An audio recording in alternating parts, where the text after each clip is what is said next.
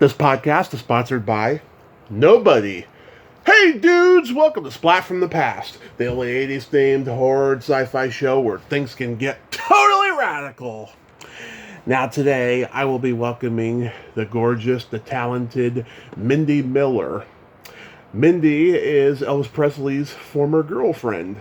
She's also a former pro wrestler, actress, karate expert, very talented, gorgeous lady. You name it, she does it. And she was in some great movies back in the day. Westworld, Brian De Palma's Body Double, Hell Up in Harlem. She was on the TV series Monster Squad, the short-lived series Quark. She was on Switch for a season alongside another guest of mine, Sharon Gless. And she's done all these great movies and stuff. Oh, she was in Batman Returns, celebrating its 30th anniversary, timeless Christmas classic. And it's going to be a great conversation today. I can't wait. We've been Facebook friends for a while, and I've been wanting to reach out to her for a while, and I finally did. And I can't wait to have this conversation. I mean, she's legendary. Her father, Dave Kashner, was a character actor in Hollywood back in the day. You know, he was in a lot of westerns and stuff. So I'm really excited for this conversation. So yeah, here is my interview with Mindi Miller. Hey, Mindy, welcome to the show. How are you today? I'm good, thank you. How are you? I am just spectacular. This is such a great honor. Thank you for taking the time today. It's my pleasure. Merry Christmas and Happy New Year. Yes, Merry Christmas and Happy New Year to you too.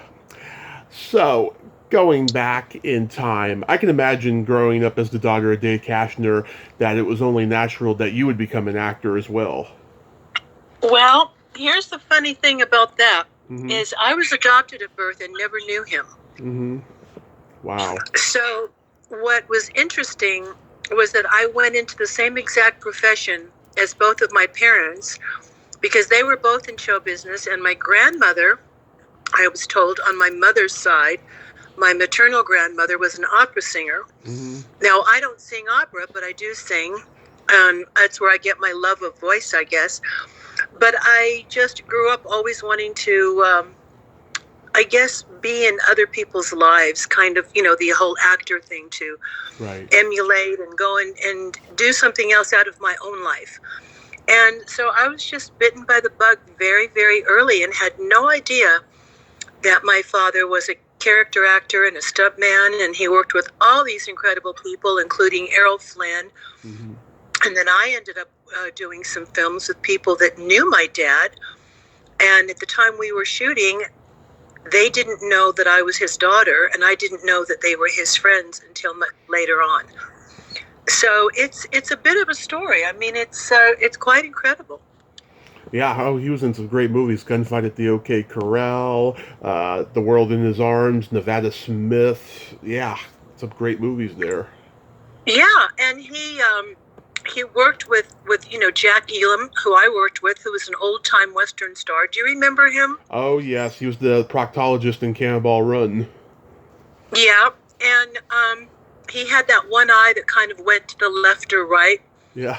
And he did a lot of Westerns, and I grew up loving to ride horses, which I started at 7, and I loved firearms, and I went into karate when I was very young, and just all kinds of things. And then I did not know that my dad was called the Master of the Bullwhip in Hollywood.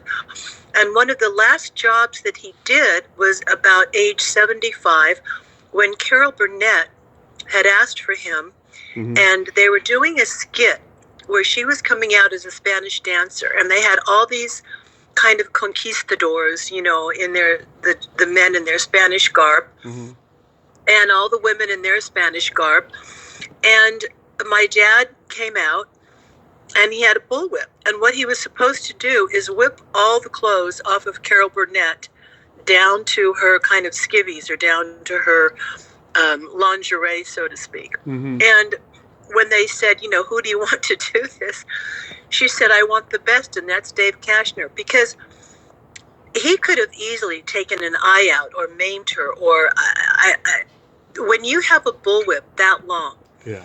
and you're a master. He used to make all his own bullwhips by hand, which I was later told by one of his biggest fans who found me and, said, "Oh, you must know how to do the bullwhip." But I said, "Not at all."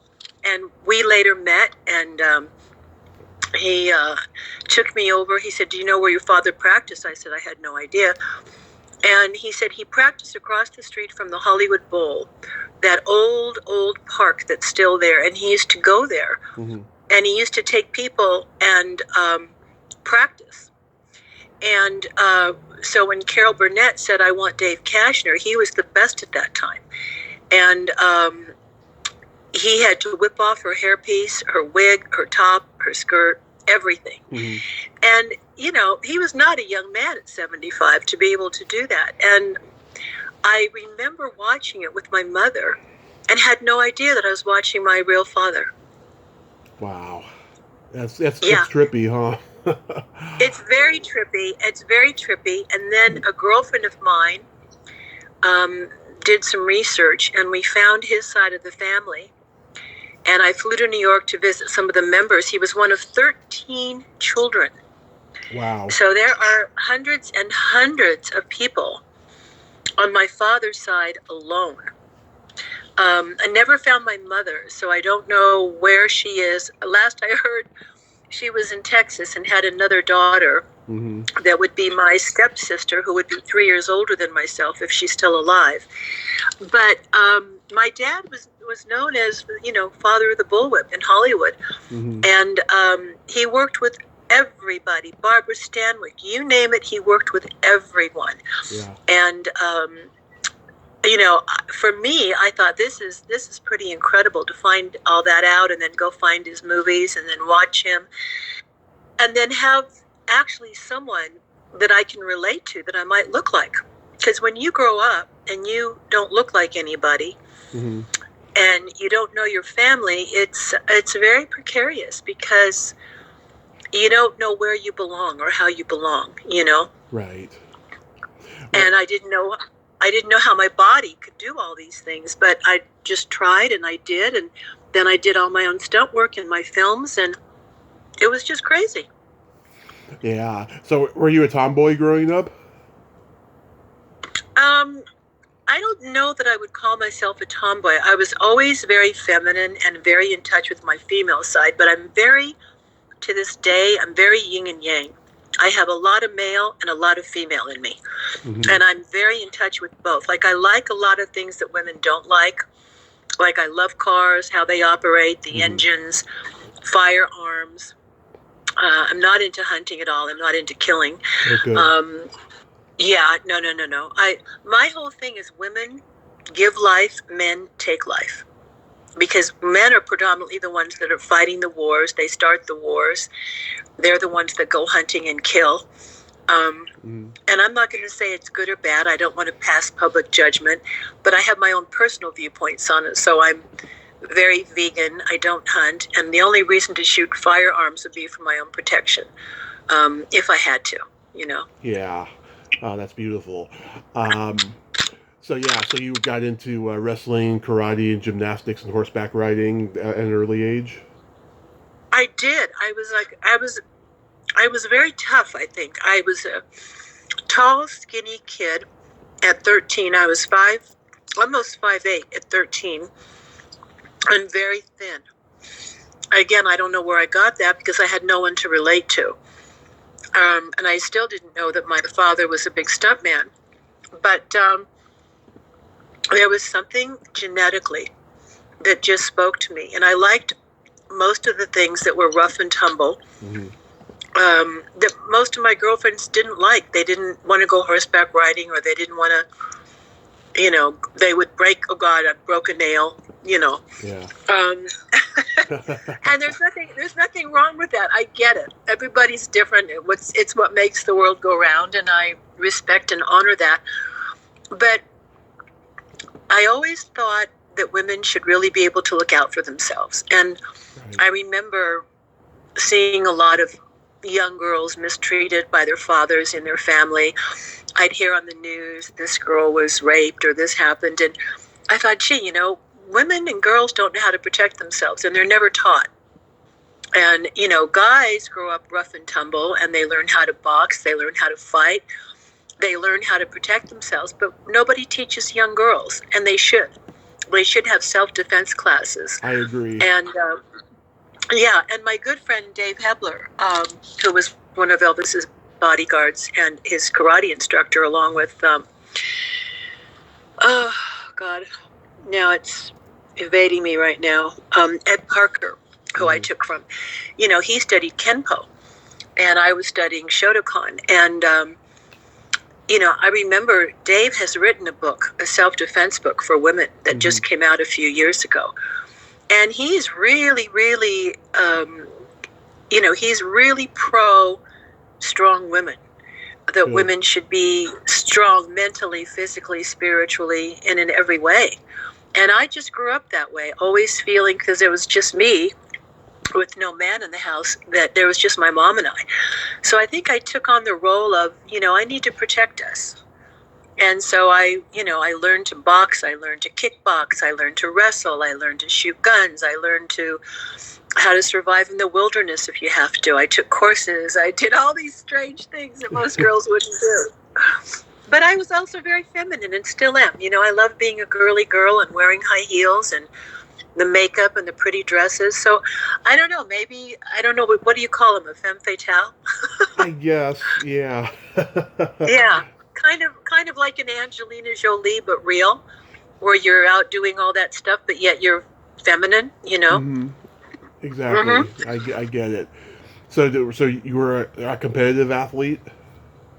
Was I a competitive athlete? Yeah. I started out when I was lifting weights. I wanted to. I worked with Joe Weider quite a bit, who was the founder, and he and his wife Betty. I don't know if Betty is still alive. They started Muscle and Fitness magazine, which Franco Columbu did. Rachel McGlish, who was Miss Olympia, that I worked with. Andreas Colling, who was Mr. Sweden. And of course Arnold Schwarzenegger, who I did his home workout videos for him, went out with him a few times before he became governor. At that time he told me he wanted to become president, and I said it'll never happen. And he said, well, by the time I do it, the rules will change. And I said, I don't think so, Arnold. So he got as far as he could without getting to be president. But I just started out doing all of that stuff, and I loved it, and I wanted to go into competitive bodybuilding. But when I saw the girls like Bev Francis and a lot of the others, they were all taking steroids. Mm-hmm. And if you would put your thumb or your index finger over their head, it looked like a male body. Yeah. And I said, that's not what I want to look like, and I don't want to be on steroids. It's really bad for you. And when you stop taking them, your body just goes to pot. Yeah. And if you don't train for 3 days, all your muscles and everything start to diminish immediately again. So I said, I don't want to do that. And then Rachel McGlish came along, and then Lisa Lyons was the first one. She's the one that won the first bodybuilding competitions. And she looked very feminine, but very muscular. She was tinier. When you're tinier and you're shorter, you have shorter muscle tissue, and it's easier to build. Arnold was an exception because he was tall and very lengthy, and he had an ectomorph body, which is tall and lean, but he was still able to build incredible muscle. Where more as an ectomorph or a mesomorph body has a more medium-sized body, you're shorter. The shorter you are, the easier it is to build muscle because your muscle is shorter. Yeah. But when you have long muscles, they're much harder to build. So me being almost 5'8" and very long and very thin, it was harder for me to build muscle. It took a lot longer. But you did eventually. I did eventually, but it was hours a day, every day of training. And then in between that, you have to eat very specifically. And then, you'd be out in the sun, which is not healthy for you now, as we finally know. To be very tan and ripped. And it's a full-time job. Yeah. I mean, because your body changes every day. It's not like a piece of wood that you're sculpting. You're sculpting a human body, which changes with every single thing you eat and every single thing you do. It changes. So I don't think a lot of people realize or respect how much work it is to look like that. And some people don't want to.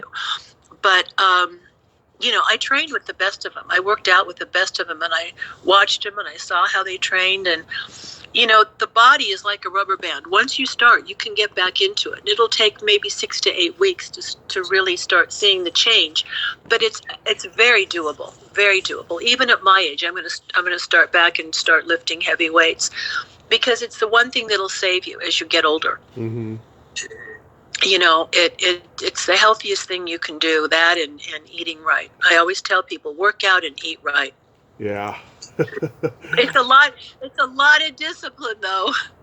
Yeah, it is. It is. So after high school, did you attend college? I went to college for a couple of years, and I thought that maybe I wanted to go into child psychology. And I think that had a lot to do with the fact that my mother, who adopted me, was married 4 times. So I didn't see a lot of happiness in a home. And then all my girlfriends, a lot of them came from broken homes. And you see what it does psychologically to kids. So I thought I'd like to help other kids that were in my situation to understand better what they're going through, what their parents are going through, the whys and wherefores of things like that.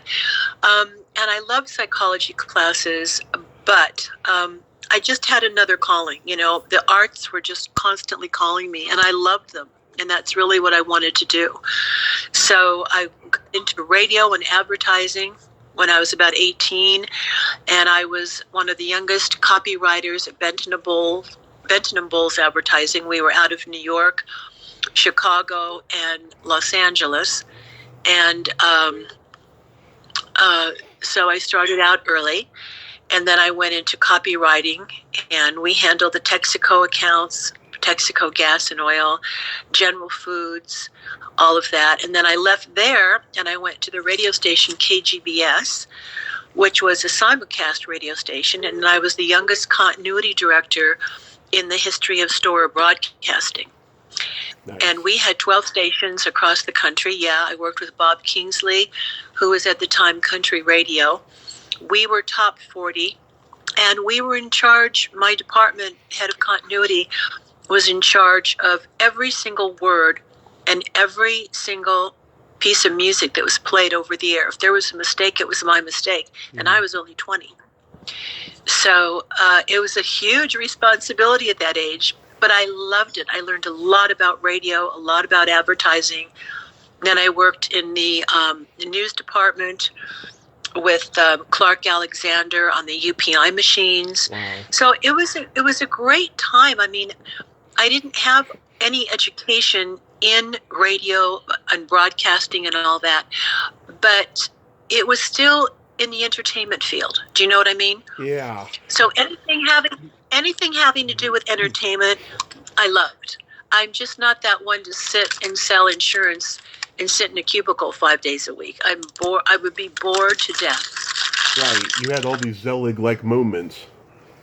Yeah, I really did. And I did a lot of things. I mean, when I was a kid, I sold encyclopedias door to door. I went and knocked on the doors.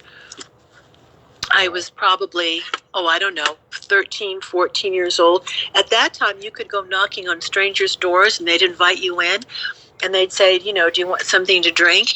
And, you'd be selling them the World Book Encyclopedia. Yeah. And I was a kid.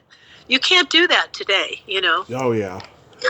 You just can't do that. It's a different world now. Yeah, they would just, they would say, no, go away. It's like telemarketers. No, go away. Yeah, well, not either that or you've got some not to do, not nice person that's going to, oh, sure, come on in, little girl, No. These days, if I had a daughter, I definitely wouldn't be letting her do that. But in those days, it was a different time. Yeah. I mean, that's the days when you could hitchhike. And somebody would actually pick you up and take you to your destination. Yeah. Oh, my God. At what point do you meet Elvis? I met Elvis. I had been living in Europe, and I had been modeling and acting. I lived in Rome, Italy. And this was 1975, and I had been living there for about a year and a half. And I was doing film work, I was modeling, I was traveling all over Europe, but Rome was my home base. And I had decided that I really wanted to stay in Europe permanently. I loved Europe, and I would still prefer to live there. And I came back home for 1 week to close at my apartment, sell my car, get the rest of my clothes, and move back. And I had an apartment there. I went out one evening to a place called the Candy Store. A very apropos name, by the way. And a hairdresser named Gene Shakov, if you Google him, he was like the top hairdresser in those days. And he was right before, Larry Geller, who was a top celebrity hairstylist who ended up working with Elvis and, mentoring him and his spirituality and all that. But that was before Larry Geller was really big. Well, no, I shouldn't say that, because Larry was big at that time. So it was Gene Shakov, and I'm trying to think, Johnny Von Neumann. Johnny Von Neumann was the gentleman that started the VW Bug. He was in charge of the VW Bug. So those two got together, and they opened up the Candy Store, which is a small private club. And you could only come in if you were an actor or a model or somebody like that, and you were invited. It was like one of the first really, really private clubs. So I had belonged to that, and I went in there one night, and there was a guy that was a friend of mine named Ron, what was his last name? Ron Smith. And he had an agency called the Ron Smith Lookalike Theatrical Agency. And he was one of the first guys, he's still around today, that would get a normal average person that looked like a celebrity. So he had someone that looked like Queen Elizabeth, Burt Reynolds, whoever the big celebrities were. And he would, loan them out and get paid for it to do commercials and all of that. So Ron came up to me. I knew him for years, and he said, "Hey, I'd like to invite you to a party." And I said, "I'm really not into it. I'm only here for the week. I'm moving back to Europe permanently, etc." Long story short, I ended up meeting Elvis through Ron, and Ron had been on the lookout from the Memphis Mafia guys, because they knew that Elvis had a type. So I guess Ron thought I was an Elvis type, tall, thin, dark hair, dark eyes. And instead of going to a party, when I got to his house, I always tell people I was the party.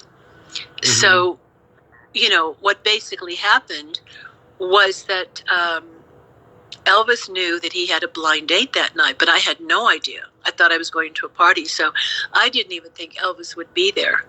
And then 2 years before that, I'd had a premonition. Our cars passed each other in Hollywood on Laurel Canyon and Sunset Boulevard. And he was in one of his black Stutz Blackhawk cars, and he passed by me, and I saw that it was Elvis, and the energy absolutely hit me like a lightning bolt. And I pulled the car over, and I looked to my girlfriend, Carol, that was sitting on my right.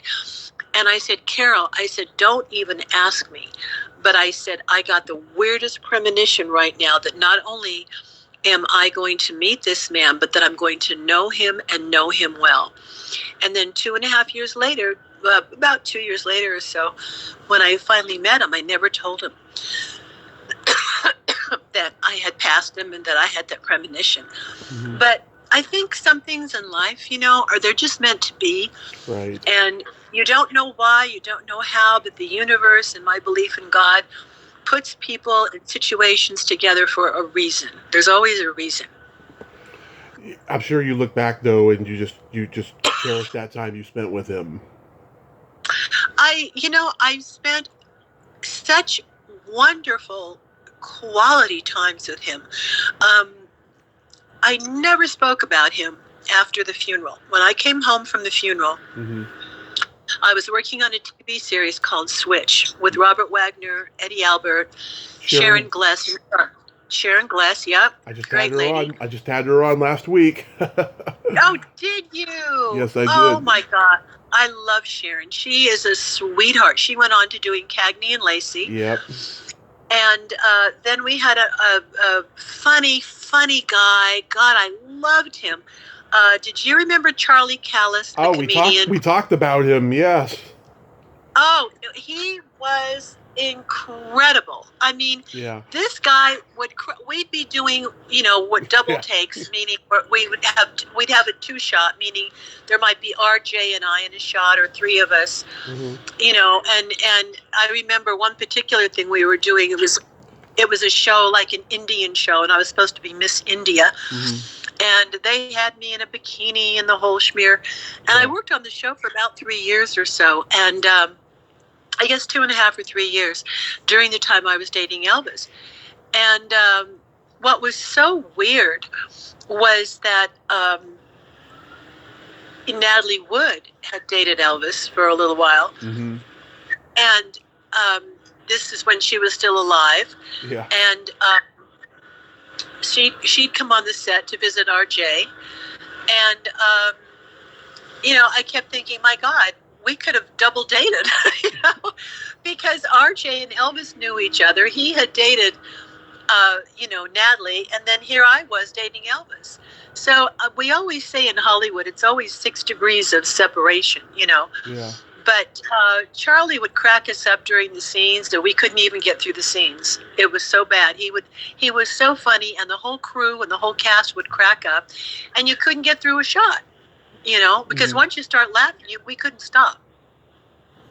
Yeah. Oh my God, that thing he would do with his eyes and then make those sounds. Yes. And I remember we were doing the thing I was telling you. I was Miss India, and we were doing something, and Pete and Mac were the characters. My character's name was Revel, Revel, which I love that name. And we were in a 3-shot. There was myself, Charlie, and RJ. And we were all speaking. We had dialogue. And Charlie used to goose us with his hands behind the camera, goose your fanny. So when you would say your dialogue, right in the middle of your dialogue, he'd have his hand and he would goose you. He'd pinch your butt. Yeah. And he'd go, like that. And he'd make this noise, and there's no way we could get through it. We just could not get through it. And, RJ, being the consummate professional that he was, we could not get through it. And I would try desperately not to laugh, but there was no way you couldn't.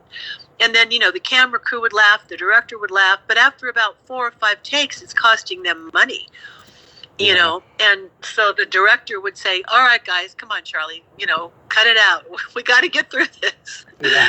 But they were great times. And when Elvis passed away, I had to go right back to work. So I had no time to mourn him. Yeah. I had to get right back to work. And when he passed away, I was working on the show, and I had to go to the producers and directors and say, I've got to go to my boyfriend's funeral. Yeah. My former boyfriend. And they said, well, this better be good. We didn't know you were dating so heavily or something. Because I never told anybody I dated Elvis. I kept it under wraps. He didn't like women promoting themselves through him. He didn't like all the tell-all books that have been written. Yeah. He begged me never to write a book, which I never did. I think myself and my dear friend Al Strada are the only 2 that have never written books. The nurses wrote books, the gardeners wrote books, the cooks wrote books. I understand it that people want to share their time about him, but if they were tell-all books, it's not something Elvis liked. He hated that. Yeah. And I made it a point to come home and never talk about him until 40 some odd years, somebody put me out on Facebook saying, this is Mindy, and she took good care of Elvis, and she dated him, and you'll be hearing more from her. And I said to that person, why did you do that? I didn't even know there was this Elvis world online. I wasn't even 6-7 years ago, Tommy, I was not on social media. Yeah. at all. I wasn't on Instagram. I didn't do Facebook, nothing. I didn't even know how to do Facebook. I said, well, how do you even do Facebook? And this person, told me, and I started learning, and I started talking to the fans. And of course they said, oh, you're fake and you're phony. We never heard your name. There are no pictures of you. And, I got to realize how really sad the Elvis world is. It's very, it's messed up. It's a lot of unfortunately, it's a lot of jealousies. There's a lot of people that are just the authority on Elvis Presley because they've read every book and they believe everything that's been said in every book. And then I've been accused of having one date with them or two dates. And I said, if I had two dates, I would have said I had two great dates with Elvis. Why lie?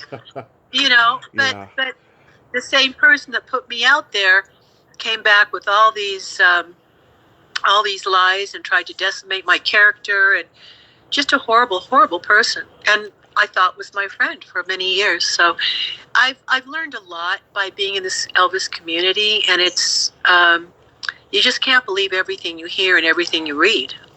Mindy, it's not just Elvis, it's everything in pop culture. There's this toxic fandom going on for everything now online. Tommy, why is this? Why is this? What has happened to the world? Because everyone's been given a voice now online, and everyone has an opinion of what they think really happened, and they just think it gives them the right to shit on anybody who was there. It's awful. I don't know how it happened, and I don't know where it's going, but I hope eventually, people will learn, because it's just awful. This whole fan fiction thing that's going on out there. Yeah.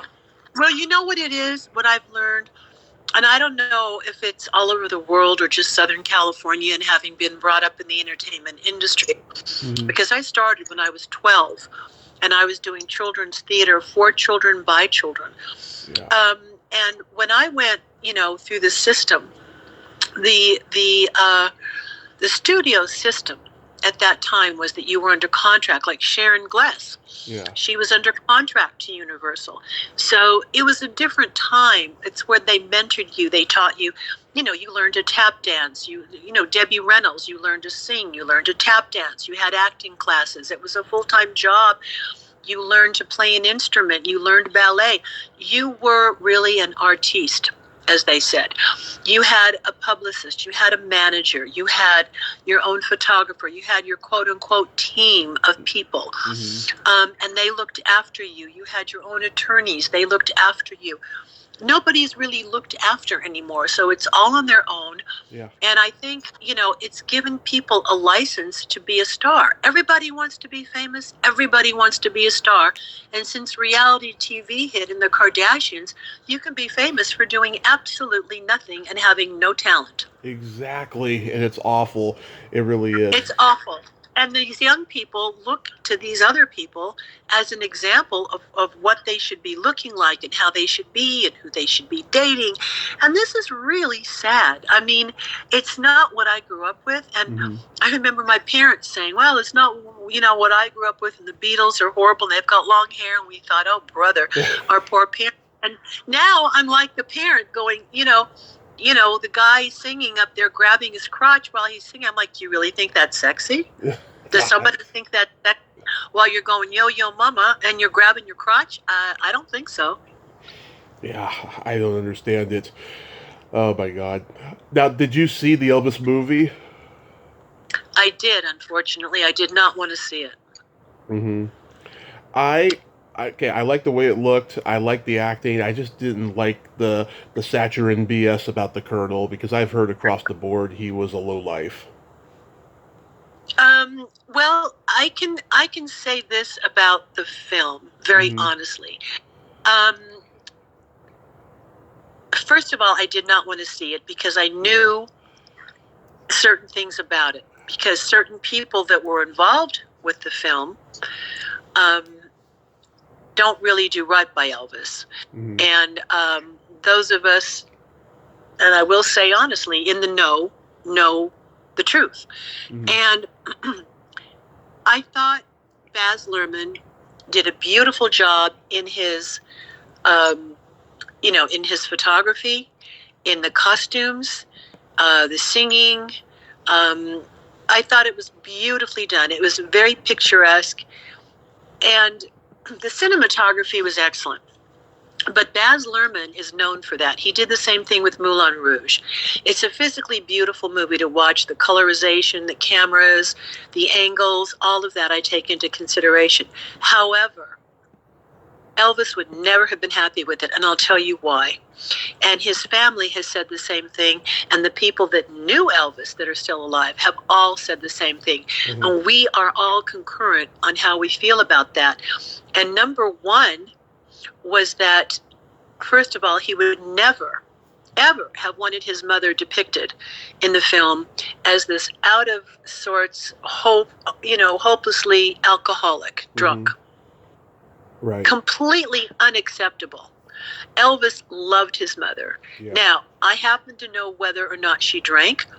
That's not my business to say. Mm-hmm. But whether she did or not, that had nothing to do with his relationship with the Colonel.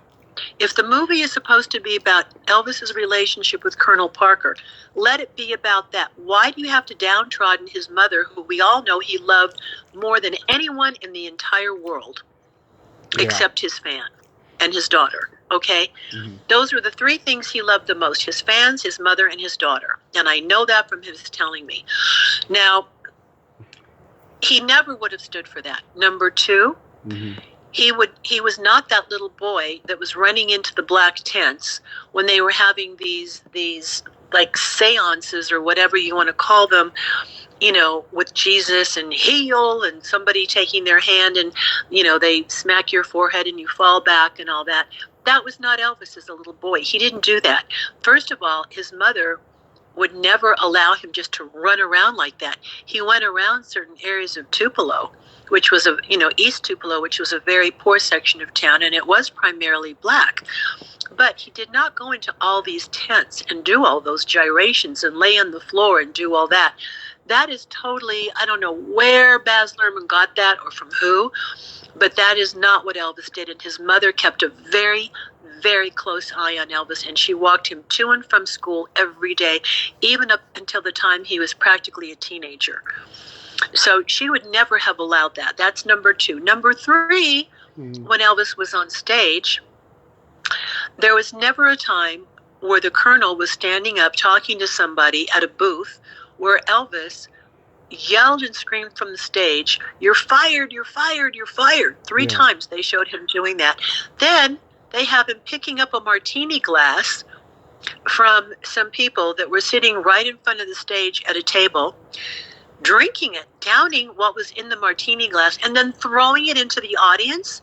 Are you kidding me? Yeah. Why would you depict Elvis? Hardly ever drank. I never saw him have a drink, not ever. Yeah. And the only time he ever had a glass of wine or anything was if he was at a wedding and he was toasting somebody, or maybe it was a birthday party. The man did not drink. He drank Pepsi. He drank Green Mountain Valley water, orange juice, black coffee. He did not do those things.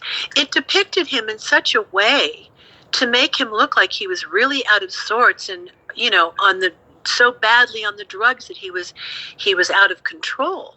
Yeah. Then there were other things where another person took Joe Esposito's place. Jerry Schilling took Joe Esposito's place. Jerry was not the go-to guy. It was Joe Esposito who was the go-to guy, and that was Elvis's road manager, not Jerry Schilling. But that part was given to Jerry Schilling. Mm-hmm. Okay? So there were a lot of things in the film that were not true. Then the ending I didn't like when they had Austin Butler, they put the jowls on him. They gave him a thicker neck. Mm-hmm. They gave him a thicker belly. And they had him starting out looking very slim, sitting at the piano. I think it was June 22nd, 1977 in Indiana, I think it was, at his last concert. And he was just pouring his heart out, playing the piano and song. And you could see how ill he was. You could see it. And, his voice never failed him, that beautiful voice. It only got better and deeper. And then they panned out and then zoomed back into the real Elvis. Now, it's only my personal opinion, but I don't personally think Elvis would have wanted his fans to remember him as the last frame in that movie of him. Yeah. That's not how he would want to be remembered. I knew him well enough to know that's not what he would have appreciated. Yeah. And then everybody I talked to, and then everybody on social media and Facebook said, "Oh, I was walking out crying." And I'm like, yeah, you think Elvis would want you to walk out from a film about him or a concert crying? If anything, he did everything he could to make people happy, to make you joyful.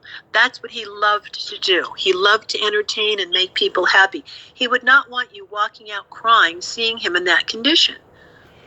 Yeah, those cliches of biopics have been around for a while now, and I would have hoped that they would have been gone, especially from this movie, but unfortunately it wasn't. But the problem, Tommy, is that there are certain people who shall remain nameless, mm-hmm. who continue to bash him and to continue to try and put Elvis in a certain light, mm-hmm. Which he would not appreciate, which I don't appreciate for him. Yeah. So certain people that have everything to do with anything that has to do with Elvis will always be there. And that's the problem. Yeah. They rather look at the myth instead of the man. Yeah, a lot of them do. And then, again, there are certain other people that, for whatever their personal reason is, will continue to downtrodden him and make a lot of money off of him. It's awful. Yeah, it's very awful. And if I say anything publicly, I'm the bad guy. Because everybody is on team this or team that or team whomever, and they don't want to hear the truth. They don't want to. Their mind is made up. And you're not going to change their mind, which I don't try to do. I just try to tell the truth. And, they forget that certain people were there. Mm-hmm. And then they'll say, oh, well, maybe you were only there, on and off for a couple of years, but somebody else was there longer. And I say, it doesn't matter how long you were with him. It's how well you knew him. Right. And if he cared for you, he showed you who he was. It's not a matter that you had to repeat a second, third, fourth, fifth, 12th, 15th, 20th year in the man's company. It had to do with the fact that he showed you who he was, period. Right. So, it gets down to, well, I knew him better. I was with him longer. Or I was blah, blah, blah. Who cares? Nobody cares. Yeah, it does. It doesn't matter. It doesn't matter. It's become so much ego. Mm-hmm. It's all somebody's ego, and right. And Elvis was not about ego in that way at all. That's not who the man was. He was a very spiritual entity. And when I do my Elvis shows and when I do my Elvis cruise in January next month, mm-hmm. one of my shows will be about his spirituality, and I will bring the books that he gave me. I can't bring all of them because there were so many, but they're over 45 years old. And I read to people and I teach them, and this is what Elvis stood for, and this is what Elvis believed in. And yet there were people in his life that trashed his books, that threw his books out because they were told to do that by the Colonel, because the Colonel didn't approve of it. They said, well, that's crazy jargon. He needs to be on stage singing. And it's like not their business what he wants to read in his private life or his personal life. Mm-hmm. If he has a belief system, who are you to tell him he can't believe that? Yeah. So acting comes into play for you. How do you get cast in Westworld?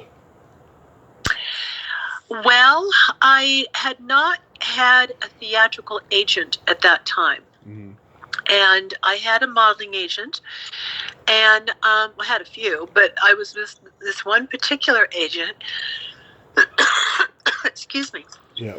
And I got a call. A call came in. They wanted certain types of a model look, but they said we need these people to be in certain scenes for Westworld, and I went on the call and I was hired. And a lot of times, the companies the film companies or the TV show, they're looking for a specific look. And then after that, like, can you act? What else can you do besides, your look? So I went in the interview, I got it. They asked me what I could do. I told them. And they said, oh, you can do stunts? And I said, yeah.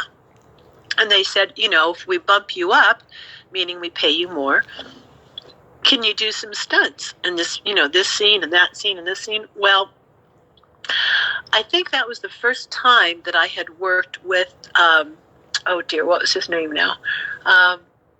James Brolin was in it. And Richard Benjamin. Thank you. And Richard Benjamin, which I did a guest star in that TV series called Quark. Mm-hmm. So this was the first time that Dick and I had met. Then we worked together on Quark. And this was Michael Crichton's first directorial debut. Mm-hmm. And Michael was the director. He was 6'8", tall young man. I think it was maybe 31 or 32 at the time. Mm-hmm. Tall, and I, when I met him on the set, I said, "Oh, you must have played basketball." He was actually, no. He goes, "I was studying to be a doctor." And I said, "You're kidding?" And he said, "No." And he had all these medical books. He knew all this medical jargon. And in the middle of all that, he decided he always loved to write.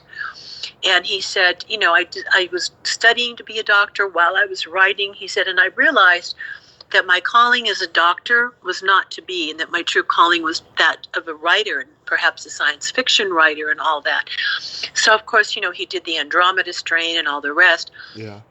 But I went on the set, and it was the first or second day, and we were given certain things to do. I had to take breakaway bottles and crash them over people's heads and push them and shove them and fight them and jumped off of stairs into somebody's arms. And I mean, it was just fun, and there I was being very feminine and, all made up and hair pieces on and all these saloon girl kind of things.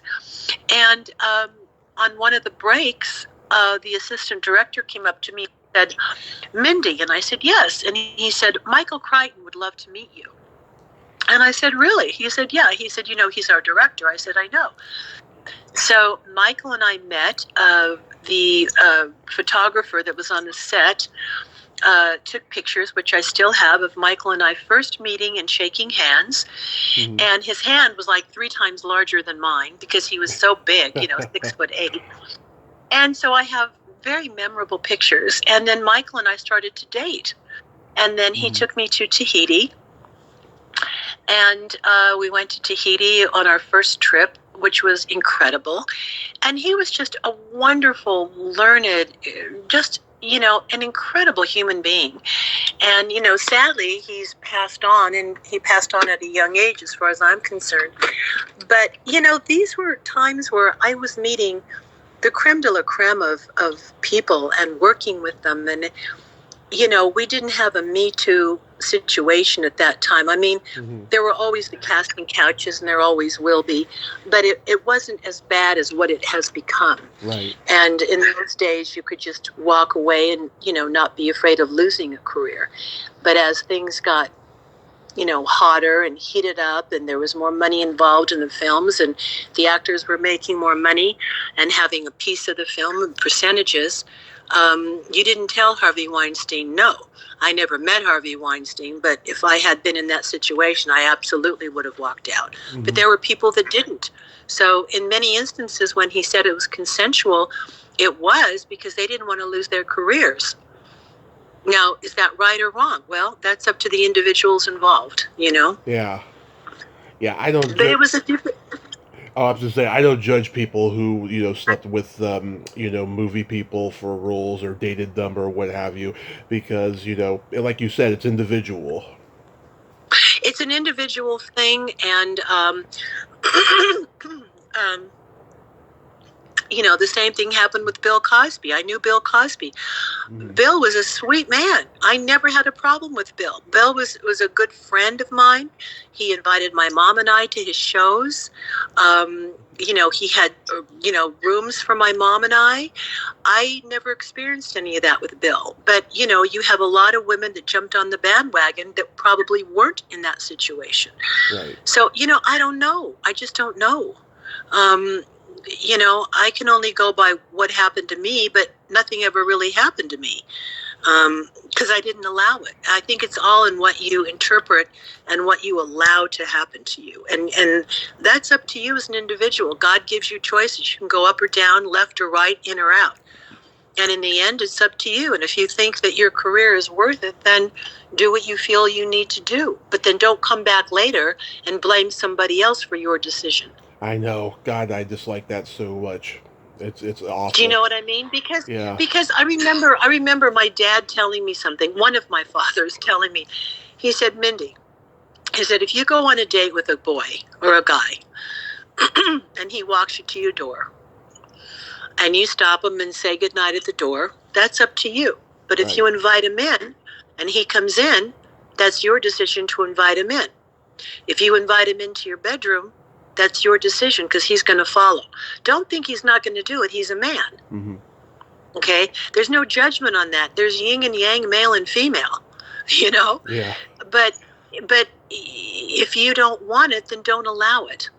Mm-hmm. If you want to say goodnight at the door and you feel that's the proper thing to do, then okay. But if you're going to invite him into your house, then you better be in charge.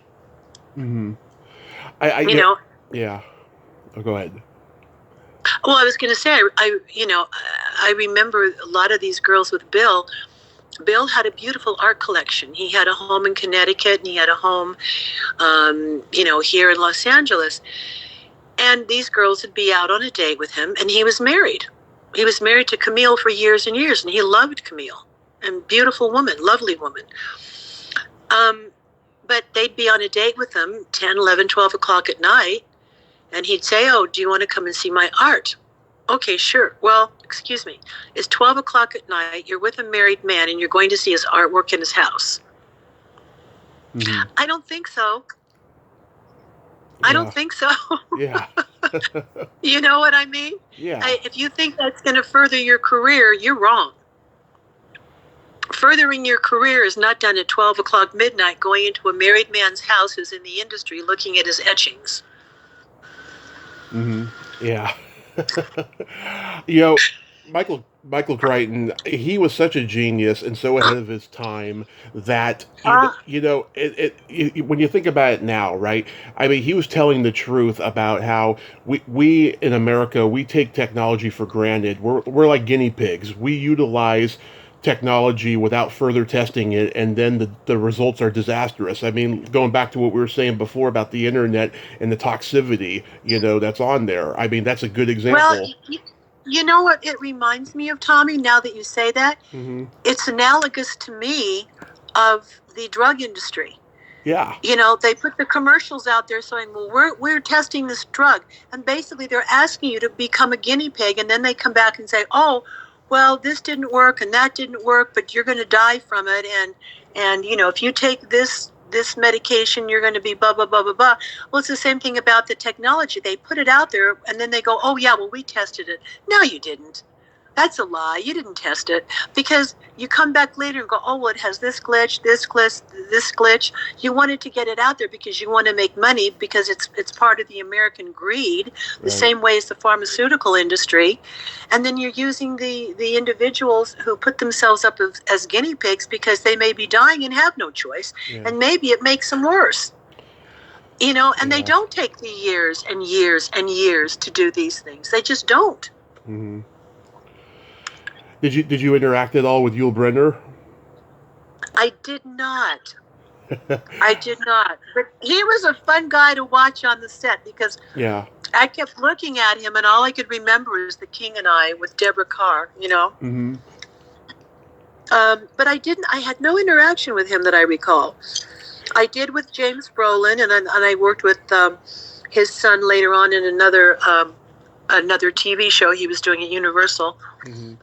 Jimmy Brolin was really a sweet man. Marcus Welby, that was the show. Well, there was that, and and then Richard was married to Paula Prentice at the time. Still is. Still, one of the longest marriages in the world, I think. No, about 60 years. Yeah. It's amazing. I have to say, and I don't want to call them the old timers, but I say the old timers with great respect. Gregory Peck, Charlton Heston, Yeah. Clark Gable, David Niven. They had long marriages, great marriages, good marriages. It was a different kind of Hollywood. That's the Hollywood I knew and loved and remembered. That's the Hollywood that I wanted to be a part of. Was the A group. This whole thing with reality TV and the virtual this and that, this is like C and D class. This is nothing in the A class of what the true old real established Hollywood was. And the people will never be able to live up to the talent or who these people were. Yeah, I know you told me that the other day on Facebook, and I totally agree. Oh my God. I mean, all the ones that have been around since the 80s, they're like carrying the torch of old Hollywood because a lot of them are amazing. But then the next generation, my generation, I don't see it. They don't have that spark. No. Yeah. No, it's getting worse. I mean, here's the thing. In the old days of Hollywood, if you wanted to have a star on the Hollywood Walk of Fame, you had to earn it. Yeah.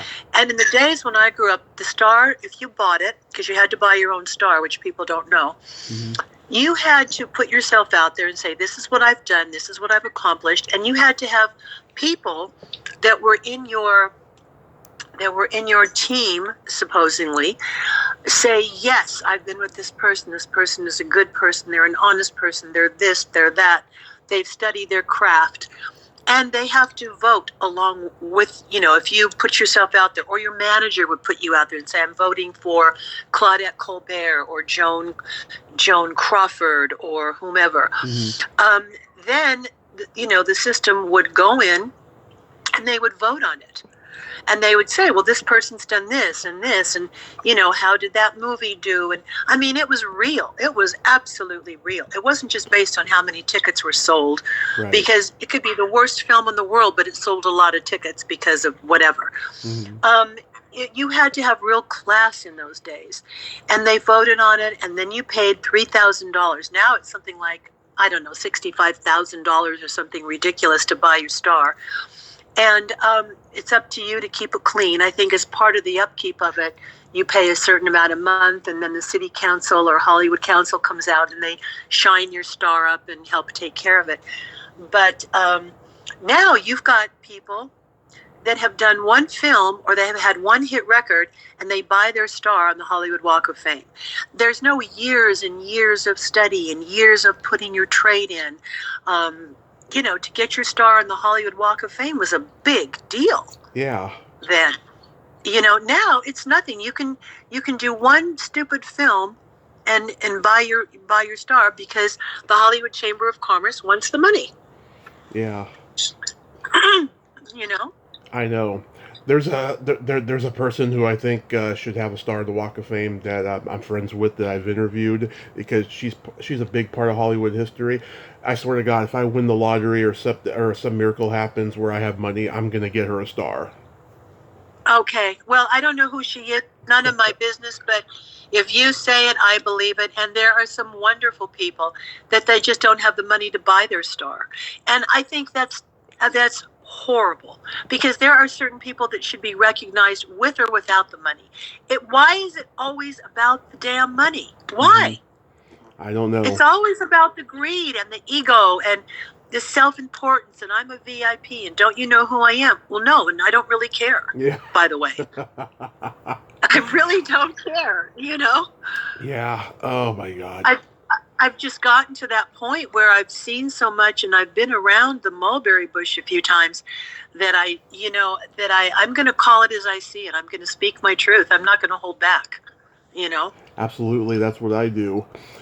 So in 2016, I met Fred Williamson at a convention, and I noticed you worked with him and dated him. It was the Hell Up in Harlem, right? The Larry Cohen movie. Yes. It was one of the many films, and Hell Up in Harlem, I'm trying to think where we shot that. I know we went to Hong Kong. I don't remember if that was part of it or not, but Bruce Lee was alive at that time, and Bruce Lee came around, and I got to meet him. But we were in Hong Kong, and I had already been doing some stunt work and things, and this is before I met Elvis. And we dated, and he's somebody I also met at the candy store because he used to go in there. Mm-hmm. But I mean, everybody would go in the candy store. Jack Nicholson, Jacqueline Bisset, Joan Collins, Warren Beatty, you name it, all the major stars. It was the only place they could go to have drinks and dance and visit with their cronies, Mm-hmm. because you couldn't go out publicly because people would be all over you and asking for your autograph. You couldn't sit down for a nice quiet dinner. I remember Fred and I went out. We had dinner one night with Alice Cooper and his wife. Mm-hmm. And I thought, oh gee, is he going to show up in makeup? And and I'm trying to remember, we went to Chow's for dinner, and Tina Chow was the owner, and Chow's was like the place, one of the places to have dinner besides the Brown Derby and all these other places. It's hard to remember right now, but there were places to be seen and see. Mm-hmm. And so if you were a star in those days and you wanted to, producers and casting directors and everybody to see you, everybody went out to dinner and then you would table hop. You would have dinner and you would table hop, and you'd send a bottle of wine over to this table or a bottle of champagne to that table, and you'd drink, and Mm-hmm. everybody might end up at the same table, and you'd have a table of 4 crowded with 12 chairs, and the waiters would come and put chairs at that little table, and everybody would. I mean, it was just a great time. And I remember when we got to Chow's, Mr. Chow's is what it was, Mr. Chow's. Yeah. I think it was on Rodeo or something. And when Alice got there with his wife, and I don't remember her name, really lovely lady, very pretty, very upscale, classy, and in walks Alice Cooper. And just the most normal guy you'd ever want to meet. He had the long hair, but he was dressed beautifully, very upscale, dressed in beautiful clothes, nothing like what you'd see on stage. And I remember he and Fred talking about they need to get together to go play golf. And I'm going, Alice Cooper plays golf? And, I didn't think in terms, I was very young. I was 21, 22 years old at that time. And, this is just prior to moving to Europe. Mm-hmm. And, at that time, I wasn't, I thought that these guys really were who they were on stage. Mm-hmm. Do you know what I mean? Oh, yeah. I thought that's who they really were off stage. And then, of course, you learn that, no, that's their alter ego. That's the way they make money, and that's their other personage, Mm-hmm. And in real life, they're completely different. They're completely another person. Yep. And this is what I loved about meeting certain actors and people in the industry, because their image was one thing, but that private person was completely different. Mm-hmm. And so, when Elvis, said one of his very famous quotes, I don't know who it was that asked him the original question, but something to the effect of, living up to the image is a whole other thing. I don't remember his exact words. But they were asking him, how is it to be who you are on stage? And he said, well, the image is one thing, the private person is another. Mm-hmm. And he was trying to tell people at that time that, his image is one thing, but he is another person off stage. Yeah, Fred was hilarious when I met him. He had this picture of him in the cast of MASH, and he told me to name everybody in that picture with him, and I did. And then I said to him, do I get that picture for free? And he said, no. Yeah, that sounds like Fred. That sounds about like Fred. Yeah. Fred did not want me to go into the industry. I was modeling, and he said, that's okay, but I don't want you acting. He didn't want me to be acting. And, I had already been doing that since I was 12. And I don't know if, I can't say it was competition on his part, but I just don't think he wanted, a lady he was dating to be in the acting industry. But he dated other actresses as well, Mm-hmm. Yeah, and then I met Larry Cohen a year later at probably one of his last conventions. It was, and by that point, Larry was so bitter you couldn't give him a compliment. I told him, Now, why was Larry so bitter? I mean, his movies, he did a lot of B movies, yeah, but so did a lot of other people. And those B movies paid for their houses, their kids' education. Why was Larry so, why was he like that? I'm guessing that it got to a point where he couldn't make any movie that he wanted because the box office failure thing and just the business changing and a multitude of reasons, I think. But I was trying to give him a compliment and tell him how much he influenced me as a writer, and he was just telling me to shut up and shrugging it off. And then Lorraine Landon, who was his companion at the end, who did a lot of movies with him, she was like, "Come on, Larry, be nice to him. He loves you." Oh, well, it's very sad because, and I will say this. Mm-hmm. I was a very spiritual kid. Mm-hmm. I always grew up being very spiritual. Now, in the church in the 14th, 15th, 16th, 17th century in England, church and state were one. But when the whole Protestant Catholic thing, and, the kings of England, and King Henry and all of that, when they all decided that church and state should be separate, and let's separate the Catholicism from the Protestants, and let's get the Pope involved and all that. The whole spirituality thing was not just concerned with godliness. It became another thing as well. Esoteric psychologies, other belief systems, which is fine. Mm-hmm. Paranormal, parapsychologies.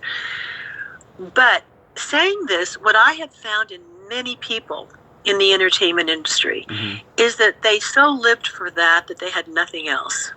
And some of them had no belief in God. They had no belief in the universe. They had no higher power to look toward. Mm-hmm. And when you don't have a higher power and something else to believe in other than the money, the job, how big your house is, what kind of car you drive, do you have the hottest babe on your arm? Yeah. Life can become very shallow, very demeaning, and you become angry before your time, you become old before your time, and you become miserable because that's all you're looking at. Well, you're only as good as your last movie. Well, in that industry, that's pretty true, and it still is. But if you don't have a higher belief system in something that means more to you, your id, your soul, which is what Elvis and I bonded over as well, you're doomed. You're doomed. Yeah. Because there is so much more to your personal life that God gave you than just working.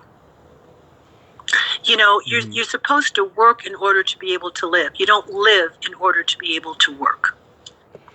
Yeah, well, Larry, he lived, breathed, died his work. He was a born writer, and filmmaker, and for whatever reason, he was bitter. I don't know. I mean, there was a documentary that came out not long after he passed. I haven't seen it yet though, and maybe there's the answer in there.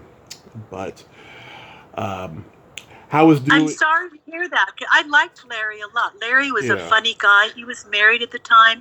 He was a funny guy. Fred and I would go to his house a lot. He used Fred in quite a few of his films. Mm-hmm. And, I'm sorry to hear that. But I do understand it because a man can be broken down if he feels that he's a failure. Yeah. Because for men, their work is everything. For a woman, it's usually her family and kids. But for a man, it's his work. A man defines himself by what he does. Women do not. Mm-hmm. Absolutely.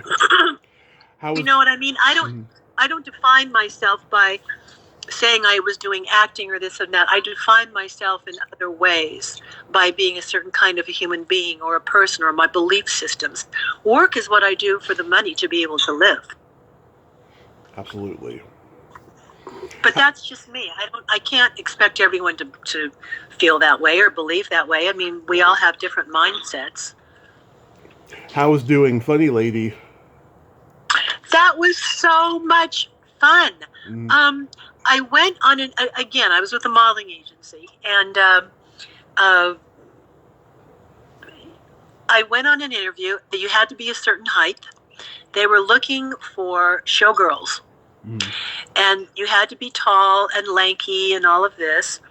And again, so much of it is based on a look. And so I went in, and Ray Stark was there with his wife. And he was sitting there with the casting directors. And it was a long line of production people.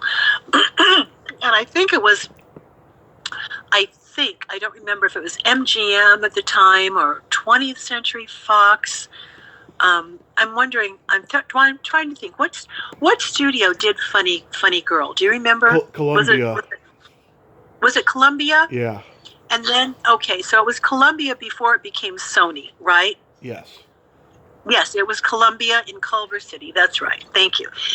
So I remember going to Culver City, to Columbia Studios before it was Sony, and the big, huge sound stage, and there was a lineup of girls. I mean, every model that you could think of, every girl that, wanted to be in that film because of Barbra Streisand.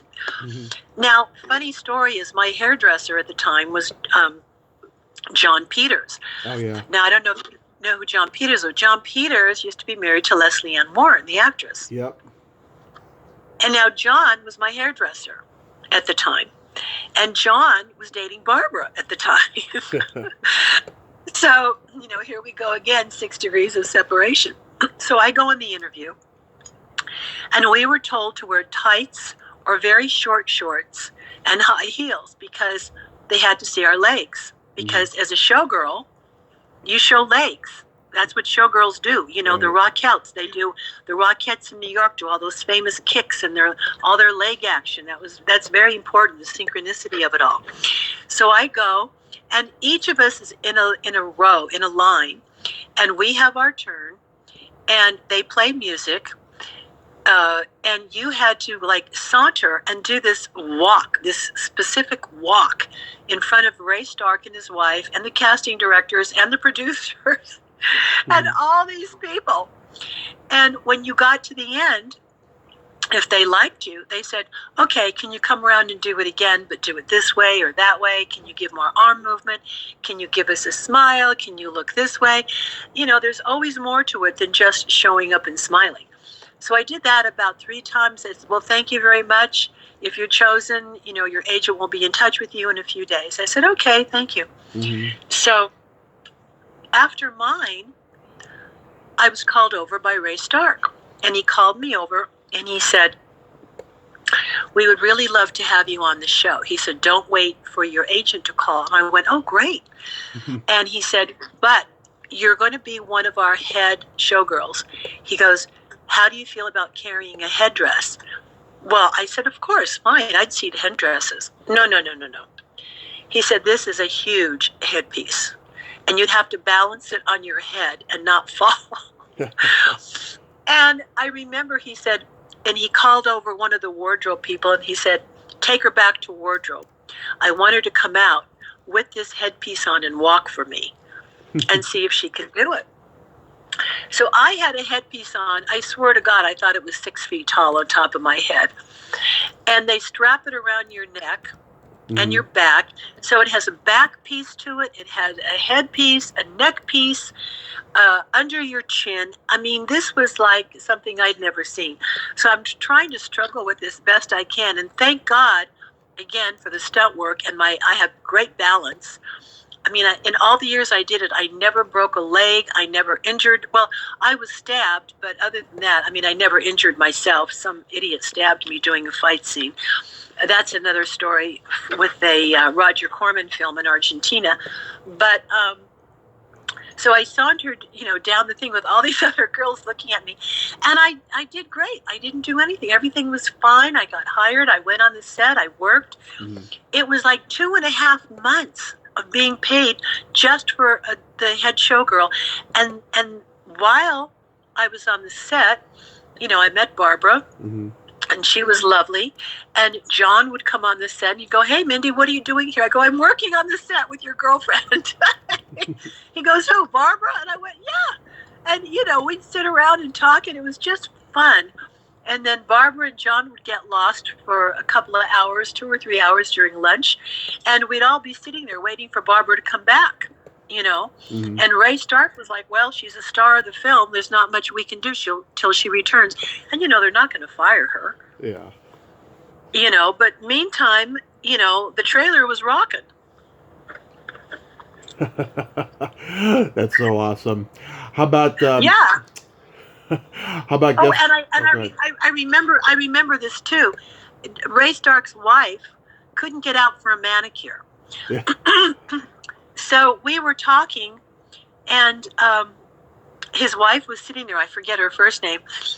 And he said, Mindy, he goes, do you by any chance know anybody in the area that would come and give her a manicure? Mm. And I said, yeah, my mom. And he said, what do you mean your mom? Your mom's a manicurist? And I said, yeah. And he said, where does she live? I go, in the valley, the San Fernando Valley, where I grew up. He goes, really? Could you call her? I said, sure. Well, these are the days before cell phones. Mm. So he walked me over to, I think it was the property manager or somebody on the set, and said, let her use the studio phone. So I got on the studio phone, and nobody was allowed to use it. Mm-hmm. I got on the studio phone and I called and I said, hey Mom, I said, I'm on the Ray Stark set of Funny Girl, Funny Lady. And I said, Ray Stark's wife needs a manicure. Can you come over? And she said, you are kidding me. Because, she thought I was kidding. Same way as when Elvis called her and said, can I date your daughter? She thought she didn't even believe it was Elvis. And so I said, Mom, it's real. I said, Ray, Mr. Stark, would you tell my mom that this is real, please? So Ray Stark gets on the phone with my mother and said, hi, ma'am, this is Ray Stark. I'm the producer of Funny Lady with Barbara Streisand. He said, my wife really does need a manicure. Could you come over? We'll pay you very well. My mom got in that car. She was there within an hour. Do you know that they hired her to work on that set the rest of the time they did the movie, and she was giving everybody manicures and pedicures? Wow. I got my mom a job on the set of Funny Lady, the first Funny Lady, with all the, my mom had the best time. Oh, I love that. It was great. Yeah. Yeah. Oh, I love that. You guest starred on Monster Squad. Was that fun? That was really fun because you got to be like very childlike and get dressed up like a doll. So we had these like kind of doll clothes on and these wigs and things. And I honestly don't remember a lot about that show, but I just remembered that it was fun, a good time. There was another girl on it. I don't remember her name, but we became friends. And it was a fun show. But, I wanted something that I could, get meatier parts in and could do, like some real acting. Mm-hmm. But I never got hired for that, unfortunately, because in those times, they were looking at you as like another Raquel Welch. Yeah. Do you know what I mean? They were looking at the body, they were mm-hmm. looking at the face, and they thought if you were too attractive that you couldn't possibly act. And so either you were like a sex symbol type, or you were a leading lady, or you were a character actress. And I was too young to fall into the category of leading lady, and I wasn't a character actress because I wasn't even old enough, and I didn't have that look of a character actress. So I got hired for roles where I could do the stunt work, I looked good, they needed a pretty girl. There was always beauty behind it in some way. Yeah. And after a while, you want to be known for more than if somebody finds you attractive, and it's like a nice compliment. Thank you very much, but I can do other things, And mm-hmm. It's hard to get into that category. It was like Farrah Fawcett or any of these beautiful women. You go through a long period of time till they allow you to show your acting chops, till they give you a real dramatic role. Yeah. And you have to pay your dues. I remember working with Bryan Cranston. Mm-hmm. And Bryan Cranston is somebody that I tell people, he was a star. It only took him 40 years.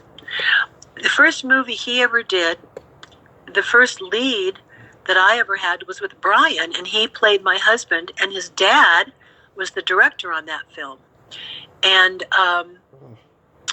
I think it was called Deadly Embrace. I'm not sure. Or no, I think it was, I have to remember back.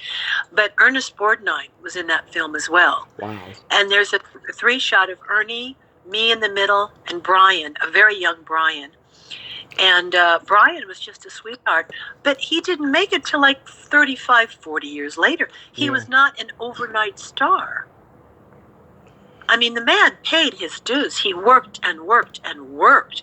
And he was one of those people, you never knew his name, but you saw his face all the time. Deadly Embrace was Jan Michael Vincent and a couple people. That's right. A couple people I know were Linnea Quigley, yeah. And Michelle Bauer. I'm very close to her. Michelle Bauer. Yeah, I love Michelle. Michelle and I worked a lot together. Modeling ads, lingerie ads, things like that. I'm trying to think, which was the one with Brian? Oh, The Big Turnaround. Yes, thank you. I just got to my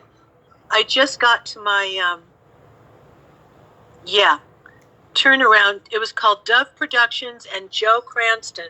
Joe was Brian's father, Joe. I want to keep saying Bill, but it was Joe. And his production company was Dove, D-O-V-E Productions. And it was The Big Turnaround. Wow. Yeah, and that was Brian's and mine first lead role, and we played husband and wife. Yeah. He was great. Isn't that amazing? He was great when he was the dentist on Seinfeld. He's a very, very talented character actor, and we need more of those people around. We do.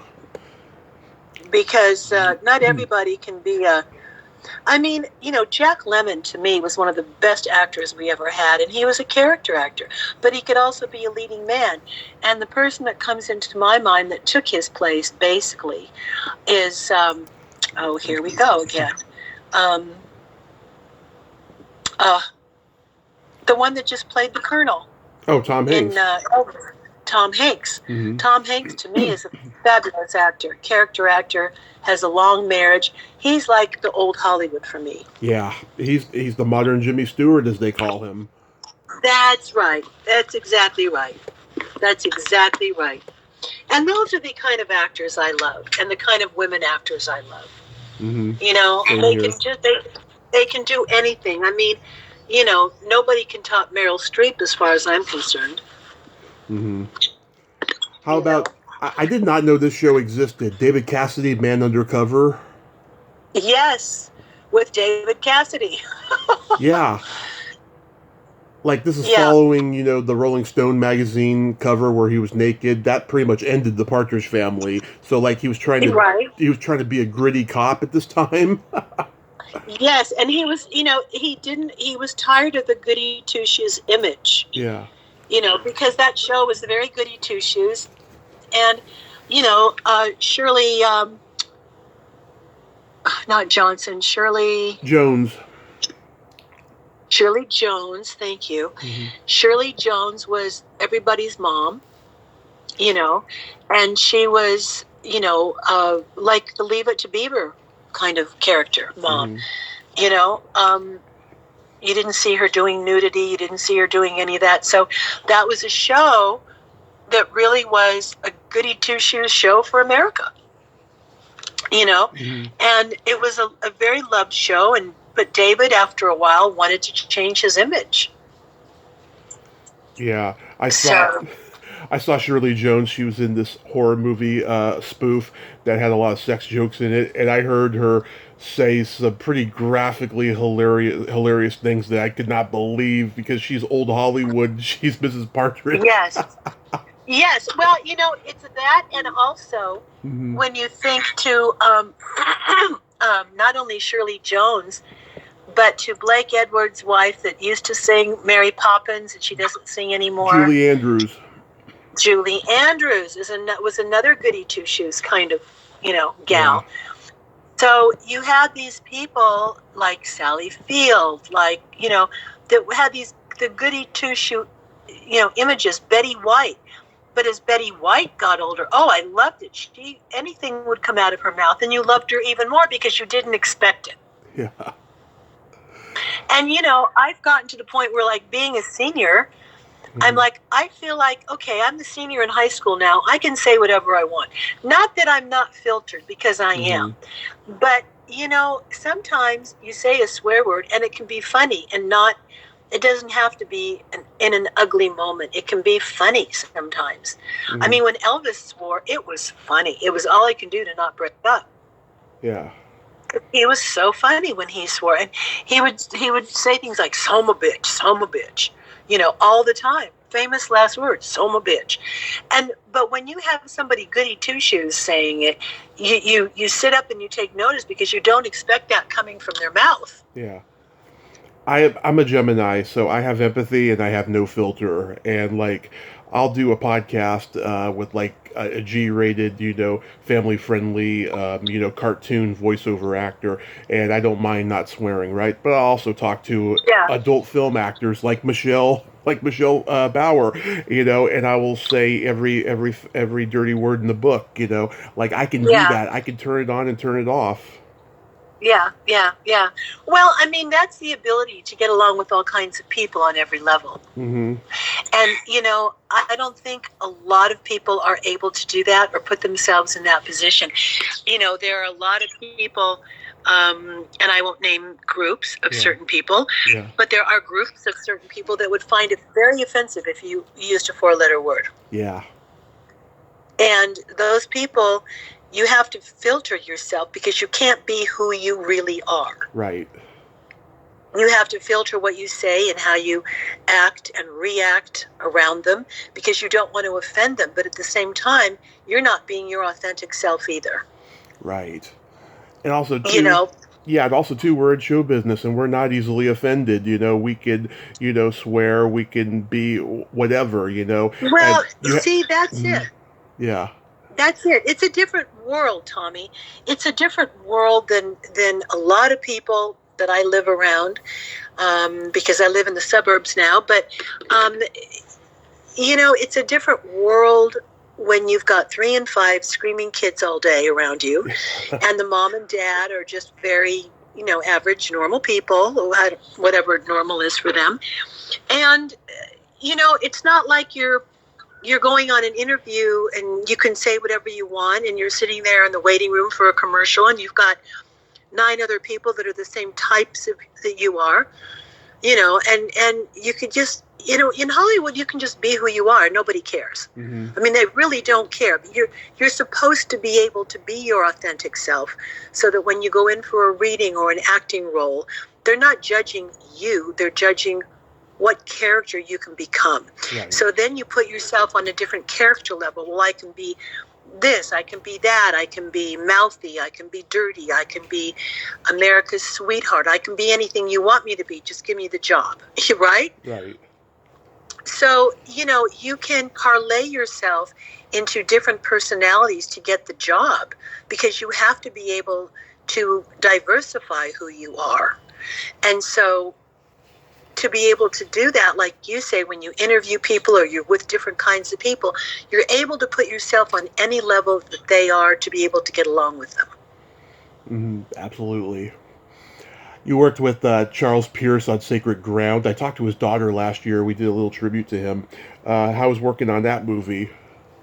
It was wonderful, and Pamela and I are still really good friends. Yeah. And we're on Facebook. And Pammy is a sweetheart, his daughter. Yeah. And she came out recently, just in the last few years, to really get Bogey Creek going and do stuff in her father's name. But I remember I had a picture in the Academy Players Directory. And apparently Charles, her dad, saw it. And he said, call up this agency for Mindi Miller. And my agent called and said they're very interested in you for the lead role of, Juanetta, and can you go in and be an Indian girl? And I said, sure. They liked your look, the high cheekbones, the dark eyes, the dark hair, all of that. So I remember I had these incredible leather clothes, Indian clothes, because I love the whole American Indian thing anyway. Mm-hmm. So I put this long wig on and blended my hair in with it so that it would look real. Mm-hmm. And then I wore Indian clothes in with moccasins. And I went in on the interview looking the role as much as I could with my concept of what I would want Juanetta to look like. And I got the job. And so the casting director at the studio said, wait right here. I'm going to call Charles. And he needed somebody like that day. Mm-hmm. Now, I don't know why he waited so long, but this was the lead role, and it was like last minute. So they had me do a reading, and they said, you would also be narrating the film. And I said, great. So the casting director literally called him and said, she is right on. Now, again, we didn't have FaceTime. We didn't have anything. So you had to go on what somebody said, that you were going to believe them or not. So he said, okay, you got the role, and sight unseen. And they were going on what the casting director said. So I literally went home and packed and flew out like a day or two later. We signed the contracts of what my pay would be. They said, you'll be a couple of months in the snow. Is that okay? Mm-hmm. I said, yeah. They said, you'll be riding horses, and you do ride. And I said, oh, yeah. And you do stunt work? I said, oh, yeah. All these things, and that's kind of a hard thing to get at the last minute. But, there are a lot of people in Hollywood, and they're all starving for jobs. So I got it. I went out there. I met Charles. And, we got along very well. Yeah. And he kept saying, no makeup, no makeup. I want you to be just totally natural. And I thought, well, I don't look good natural. I don't, I need a little bit of help, a little bit of makeup. So I didn't realize how big, the movie, I really wasn't thinking how big the movie screens were. Mm-hmm. And you see every little hair in your nose mm-hmm. on a movie screen, Yeah. And so I would curl my eyelashes, put a little mascara on, and you could see it in the dailies. And he said, Maybelline, I told you, no makeup. And Charlie was from, I don't know where, Alabama or something, in the South. And he started calling me Maybelline because, I was wearing mascara, and he kept saying, no. And Pamela and I would hang out, and Pam was a teenager. I think Pammy was like 19 or something, or maybe 20. And she hadn't married yet and had her 5 kids and all that. Mm-hmm. And but she loved her dad, and she always came on the set with her dad. And Pam and I became very, very good friends. And I wish I would have known. I would have sent you pictures of me and Pam. I still have. And, I was wearing a wetsuit. Yeah. Underneath my Indian clothing because it was so cold. So I was wearing a scuba diver's wetsuit, and then all this heavy, these heavy pieces of moccasins, and I mean, your Trump. Everything we did was in the snow. It was all exterior locations, so it didn't cost a lot to make the film, because it was all outside in the snow, in the wilderness. But I was on horseback every day with the horses and the Indians. And the Indians were the Paiute Indians, which I had never heard of. But the Paiute Indian was, a tribe of Indians that was primarily up north, Northern California and Oregon and that whole area, up in through the lower parts of Canada. And I remember they made me beautiful buckskin jackets, out of buckskin. I hate to say deer because I don't promote killing, but they made me skirts and tops, and they weaved baskets for me. And the Indians were just the loveliest people. And when I went to take pictures of them, they said, no pictures allowed. And I said, why? They said, because it robs our spirit. Interesting. Wow. Yeah, I learned a lot from them. I'd already been on the path of spirituality, but I learned a lot from the Indians. They are a very different type of people. They, they did not kill for the sport of killing like the white man does. They killed a buffalo because they had to eat. And they preyed on that buffalo. They were sacred with that buffalo. They held that buffalo up to the universe and said, thank you for our food. And they used the skin to be able to clothe their bodies. It wasn't just random hunting. Oh, like, look what I got. Let's cut the head off, stuff it, and stick it on my wall. That was not the Indian way. That was the white man's way, which, of course, they don't agree with. I don't agree with. I learned a lot from them about robbing the spirit and about reading and about their belief system in nature and God. And it was a wonderful, wonderful experience. That's wonderful. How about Knight Rider? Knight Rider was fun, and I really I enjoyed working on that. And it was funny because a girlfriend of mine, Pamela Bach, was a girlfriend of mine, and we were with the same theatrical agency, and she ended up marrying David Hasselhoff, whose character was Michael, and they had 2 daughters, and I think she was dating him, or just about to date him, I think, at the time that I worked on Knight Rider. But David was a lovely person, funny, congenial, and it was a good time. It was a little guest star role, and it was good fun, and I loved it when Pamela married him. And then I would run into him different places. I remember once, I think I was in Aspen, and I was in Aspen celebrating Christmas, and David and Pamela were up there with their daughters, and we ended up on the same, they were, either I was behind them or they were behind me on the ski lift going up. And I was yelling at the ski lift, "Hey, David!" And he was yelling back, and he was separating the ski seats.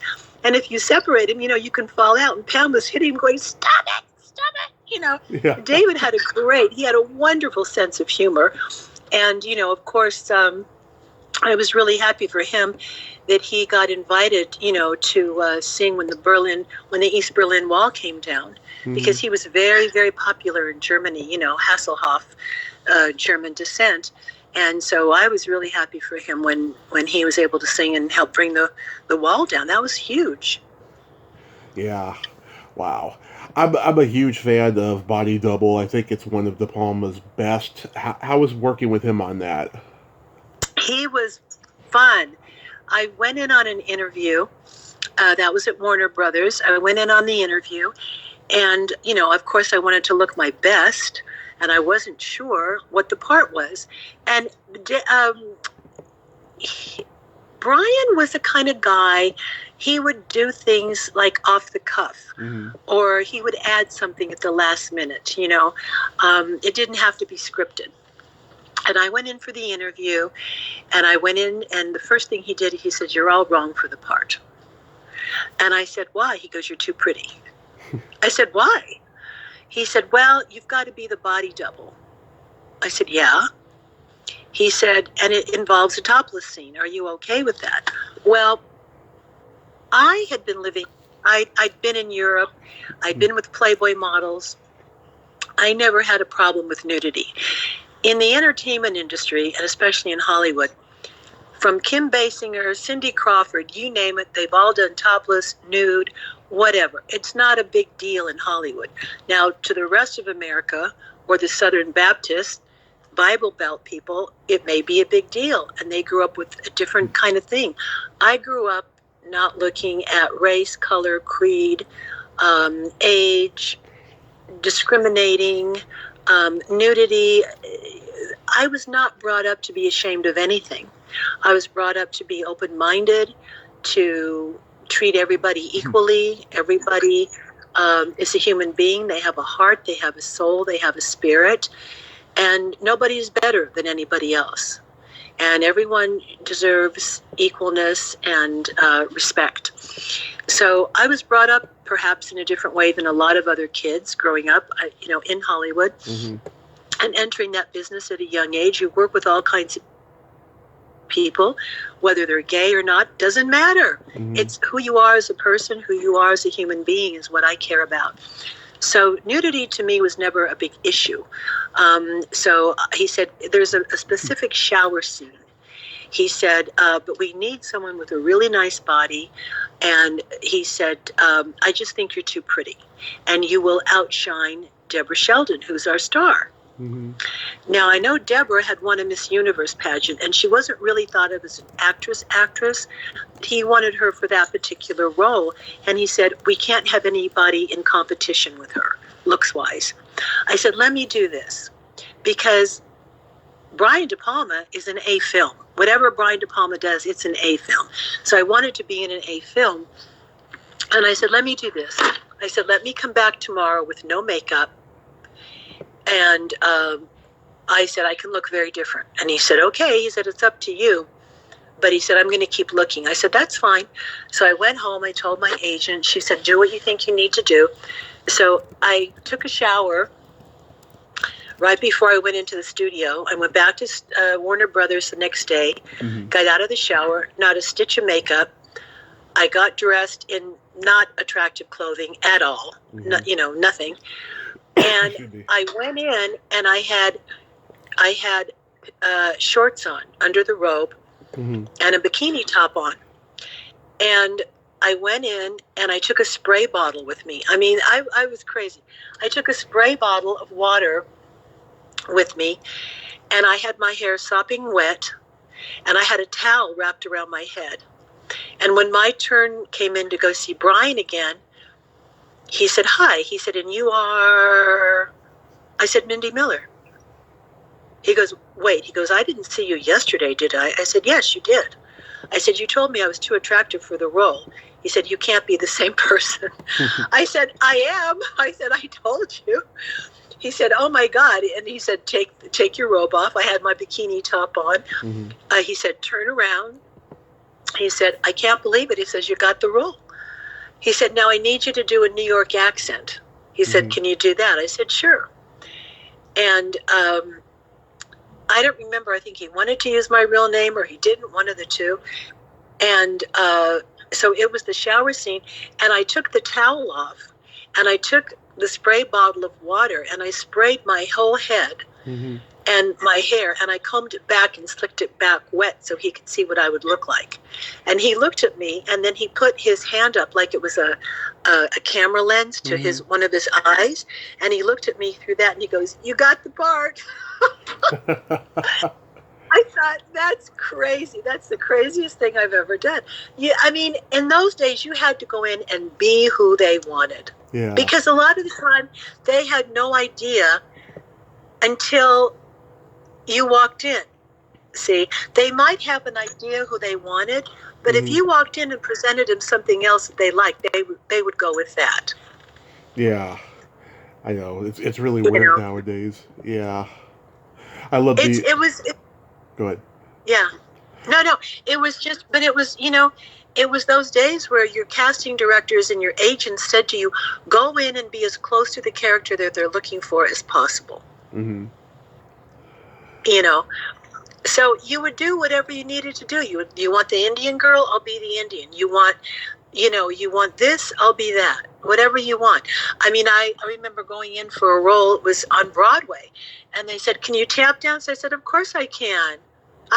There's no way I knew how to tap dance. They said, okay, you're a contender. I went and I took a month and a half of tap dancing lessons. I paid for them out of my pocket to learn to tap dance. I didn't get the part, but I learned.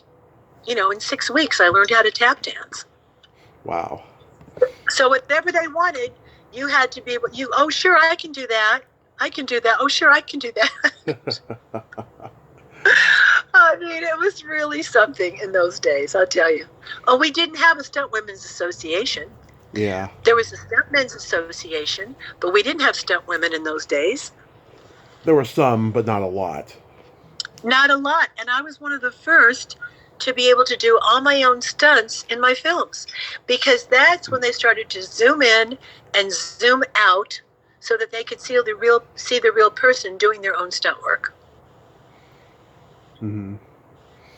I love the end credits shower scene where he has to grab her breasts and she's like, careful, I'm on my period. Yeah. Be very careful, I'm on my period. Yeah. Yeah. Yeah. Yeah. And Brian's standing there, and he goes, "I love it, I love it, I love it." Yeah.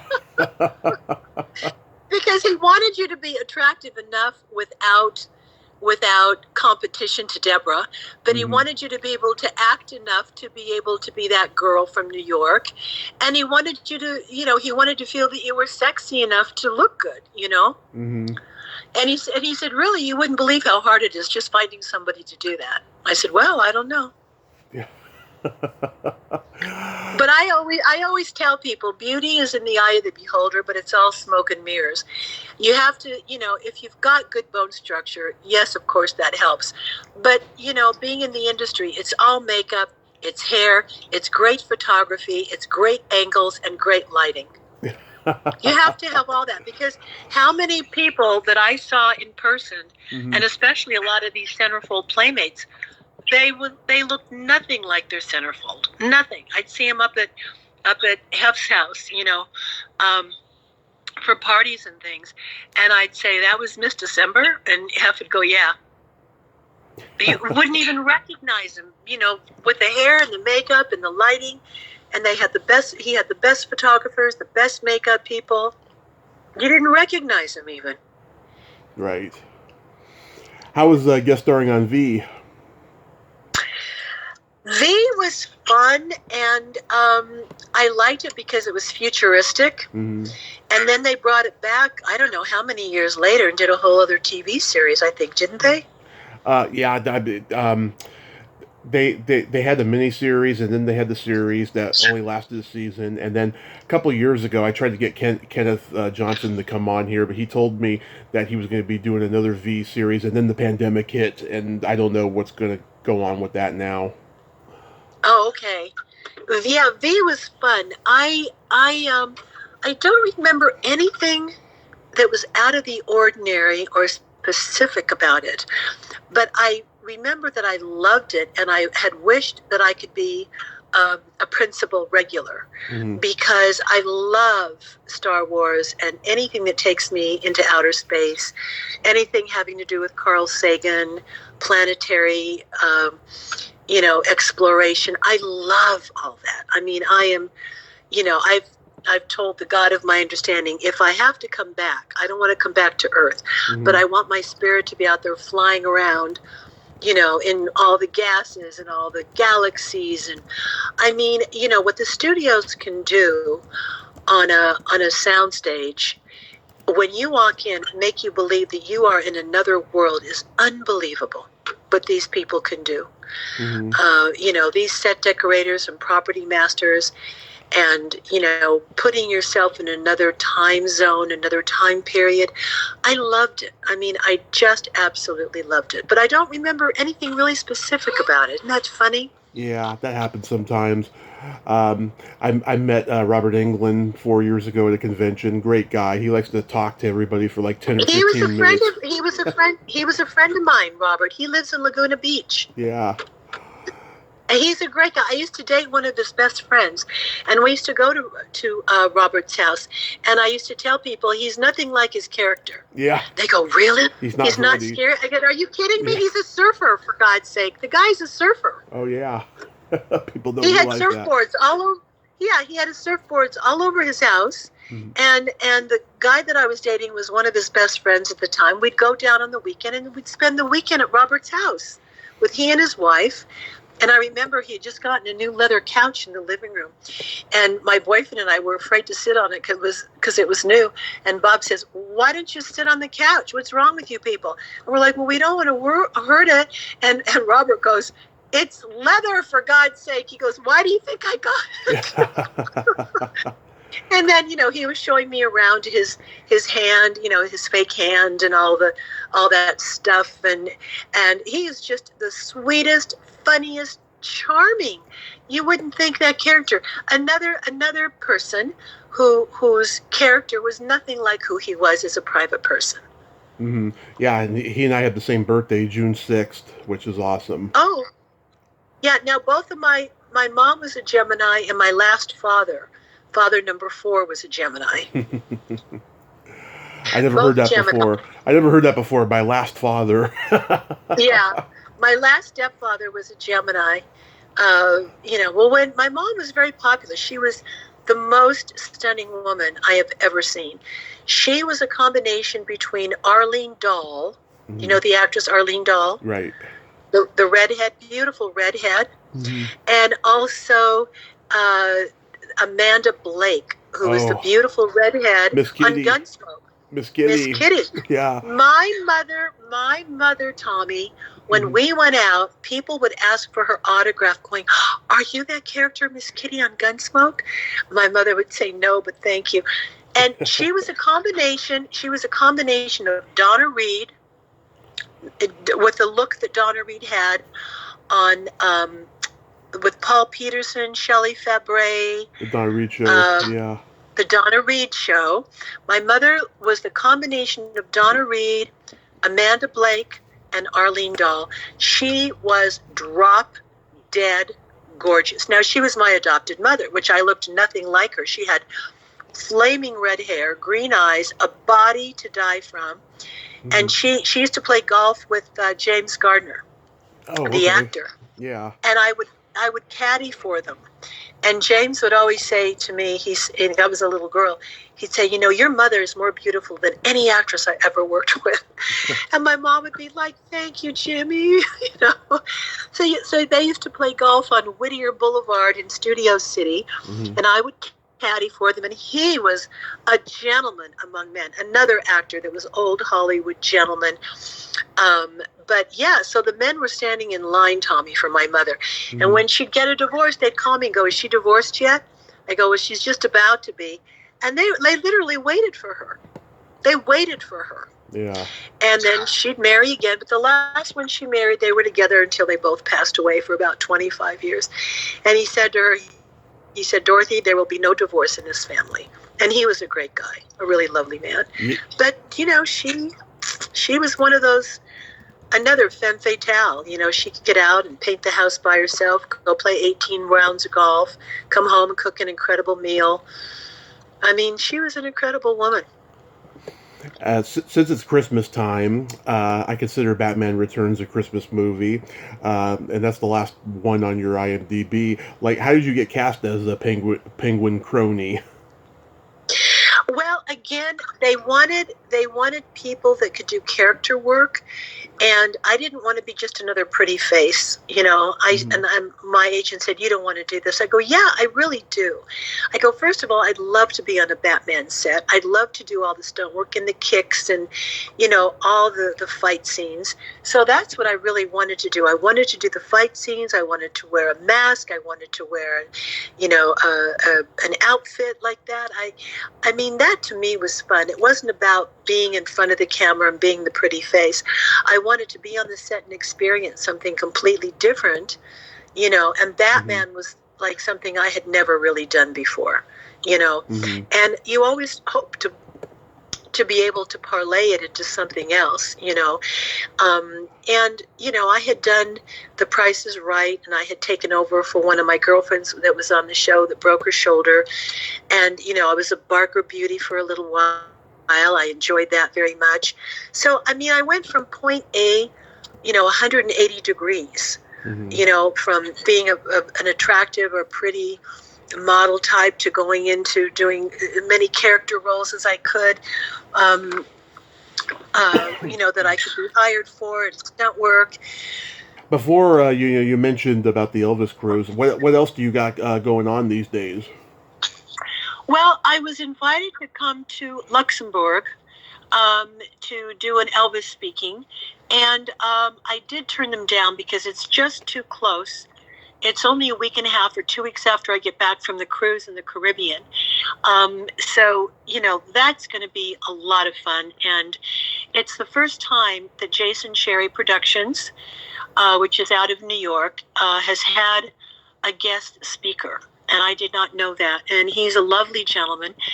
And he's got the ETAs, which are Elvis tribute artists. Most of them I've worked with before overseas, when I've been asked to come over and speak about Elvis and what it was like being on tour with him, what it was like dating him, being at his homes, what it was like, attending his funeral, which not many people did. I mean, his immediate family and immediate friends did.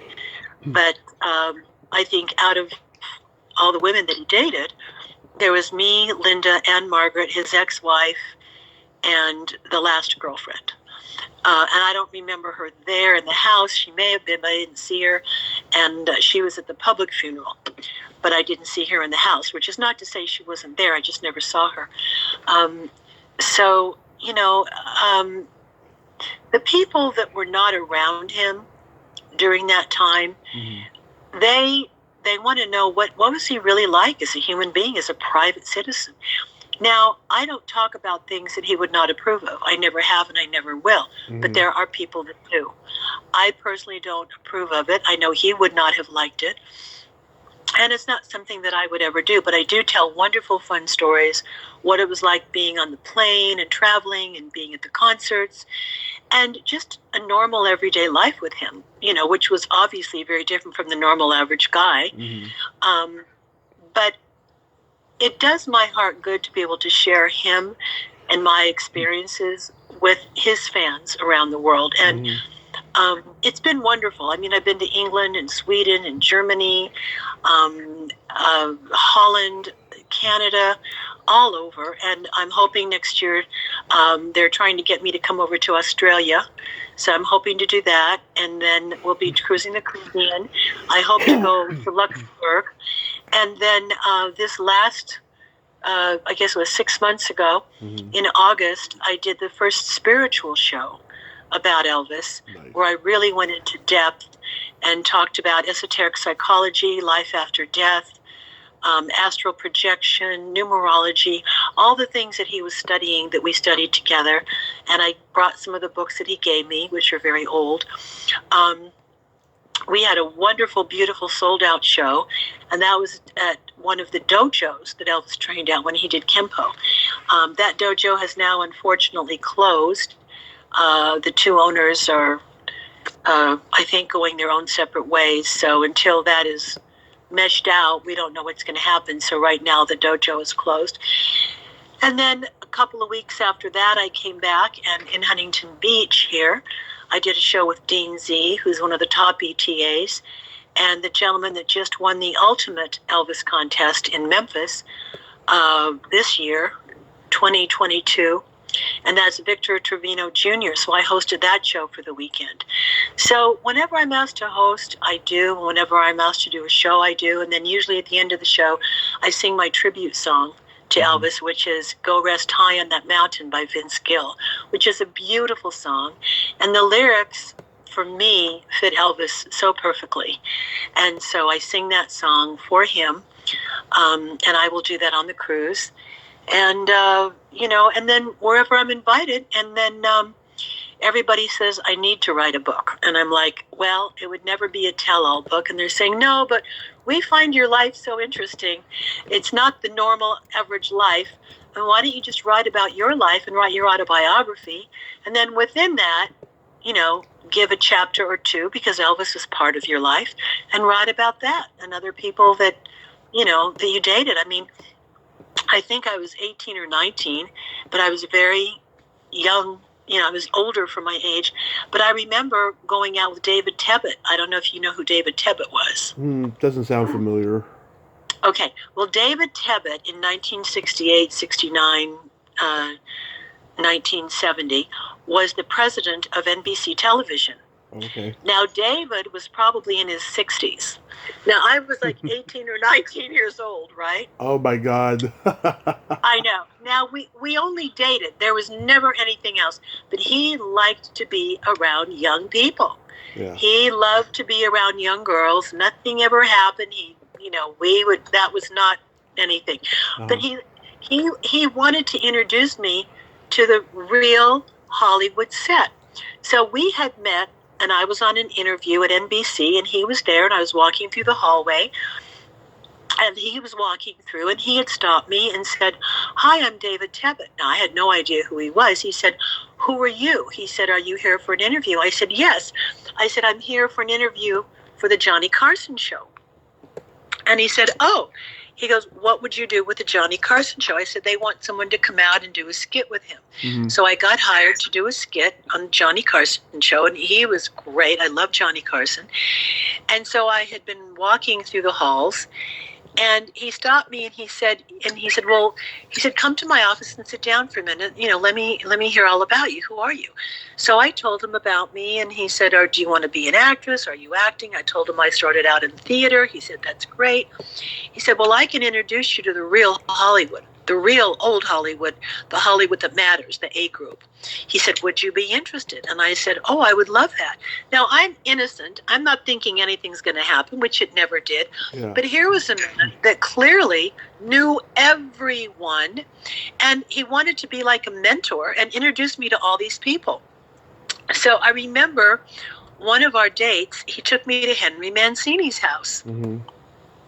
Now, we're at Henry Mancini's house and his wife, and there's Buddy Hackett, who I later re-met because Buddy was friends with Fred Williamson. Mm-hmm. Buddy, and I think his wife's name was Barbara, or I think it was Don Rickles. Don Rickles was there that night, and his wife was there.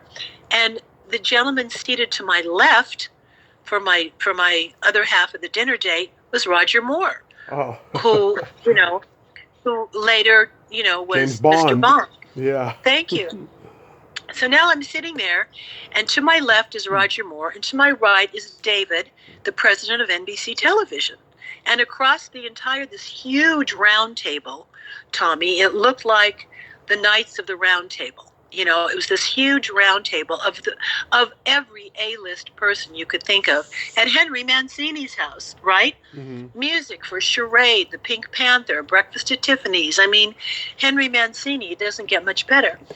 So there I am, and I started to eat my dinner, and Roger leans over to me, and in my left ear he said, I just want to tell you, he says, I've got 2 daughters back in England. He said, I would never, ever allow them to go out with a man of that age. And he said, you do know who you're sitting next to, don't you? And I said, yes, David Tebbutt. He says, and you know who he is, don't you? I said, well, yes, of course. And he said, may I ask? He goes, how old are you? And I told him. Mm-hmm. And he says, well, David's much older gentleman than you. I said, well, yes, of course. He says, I would never, ever allow my daughters, to go on a date. Well, I didn't know what to say to him. Yeah. And I remember my mother said to me, Mindy, no matter what you do and no matter what you say, always be a lady. There's always a way to be a lady. So I didn't know how to retort to him when he was talking to me, and I just looked back at him and I smiled, and I went about eating my dinner. So I didn't say anything. Then he leaned over to me again, and Roger says, but just out of curiosity, and he couldn't believe it. He says, just out of curiosity, he says, what is it that you see in him that you would date him? And that's when I said to him, well, he's introducing me to people, like yourself and whoever, like a mentor. And I said, we're friends. Nothing's happening. I said, and besides that, I go, every time he goes to Paris, he brings me back an Hermès scarf. Well, an Hermès scarf, well, it's people that don't speak French will call it Hermès, right. Where it's Hermès, which is Herm, I think it's AS or MES, Hermès. And they started out making the finest riding saddles that you could have. I mean, thousands and thousands of dollars for the best leather in the world riding saddles for riders, equestrians. Mm-hmm. And then they went on into jewelry and scarves. And their scarves at that time were like $350, which I did not know. I didn't realize it. Every time he'd go to Paris, he'd bring me back a scarf. And I went, oh, that's nice, a little scarf. I had not having any idea what an Hermès scarf was or how much they were, Yeah. But I turned to Roger and I said, well, he brings me back an Hermès scarf and he's a gentleman. And Roger looked at me, he goes, fair enough. But I mean, I have so many old Hollywood stories like that, Tommy. It's crazy. Yeah, you should write them. I mean, I think that memoir would be awesome. Well, I'm not a big star. I'm not, Celine Dion. Oh, but And so I always wonder, would anybody be interested in the real old Hollywood? I've talked to so many people who are not stars that have written books, and the books are really amazing. You don't write a book to make a profit from it. You write a book to to educate people and influence them. Yeah, and I've been told that because one of the ladies I know, that Alana Nash, who has written several Oh books, yeah. and actually the movie Elvis was basically taken off her book about the Colonel and Elvis. Hmm. And so when Joe Esposito asked me to be in his book, he came over with Alana Nash, and that's how I know Alana, who's also on Facebook. And Alana said to me, she said, Mindy, you really don't write books to make money. People don't really make money anymore unless you're in the top, 10 or top 5. Like You don't Stephen make a King's. lot of money. Hmm. Yeah. Yeah. Yeah, or Michael Crichton. You just don't make money like that. It's a fallacy. You don't make that kind of money. Yeah. And you can't expect to make it in the Elvis world because Elvis, may have a huge following, but not everybody's an Elvis fan, you Mhm. know? So, but I had a great time. I will say, in those days, LA was a great city to live in. It's not anymore. It's pretty much a sewer. Yeah. But it was a great time in Hollywood. It was the real Hollywood. You were coming off the 30s and 40s and 50s, and then the 60s with all the Annette Funicello and Frankie Avalon, surfer movies and the Beach Boys. I mean, it was just a really fun, great time. It has changed so exponentially, I don't recognize it. And I don't think for the better, Tommy. I'm from the Bay Area, and I'll tell you, Bay Area and LA are very similar now, and it's sad. They're just not the places they used to be. Yeah. I moved out of LA, and I'm going to be out of California soon too, thank God. But it's a memory now. It's all a big memory. And I have new memories to make someplace else, Yeah. And Hollywood is not just in Hollywood anymore. It's everywhere. Yeah. I mean, I was shocked when I was up in LA last week and I actually saw a production company on location. I went, oh my God, I haven't seen that in years. Mm-hmm. And not only because of the pandemic, but I mean, there were the food trucks, there were the dressing room trucks, there were everything. And I was like, I hadn't seen that in forever. It just reminded me of the old days, But now everybody's built their own studios in Georgia, Florida, Tennessee. The South has really come up with their own studios. You can work anywhere now. You don't need to be in Hollywood anymore. Yeah, there's location shooting in Georgia because of the tax breaks now, and people are filming in just other places besides Hollywood. Well, and Canada a lot because of the tax breaks. Oh yeah. So everybody says you need to get an agent, you need to go back and do this.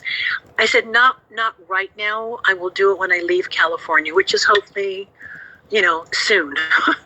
So I don't want to start in anything here, and I don't really want to work here. I don't want to be here. Yeah. There's something else calling me, and I look forward to that.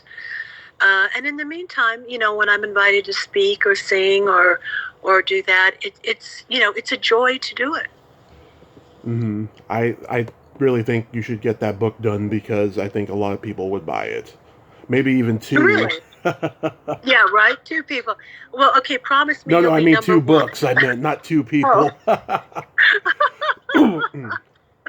Well, I would think maybe 2 people would buy the book, Yeah. But listen, there have been less people in the Elvis world, and I know who they are, that had no importance in the Elvis world that have written books, and they've made decent money. Mm-hmm. It's shocking to me, but, it happens. It happens. Yes. It happens. So to wrap this up, I have a Christmas joke for you. Okay. Why did Frosty the Snowman have a smile on his face?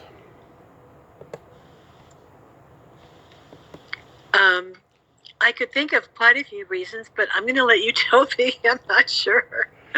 He saw the snowblower.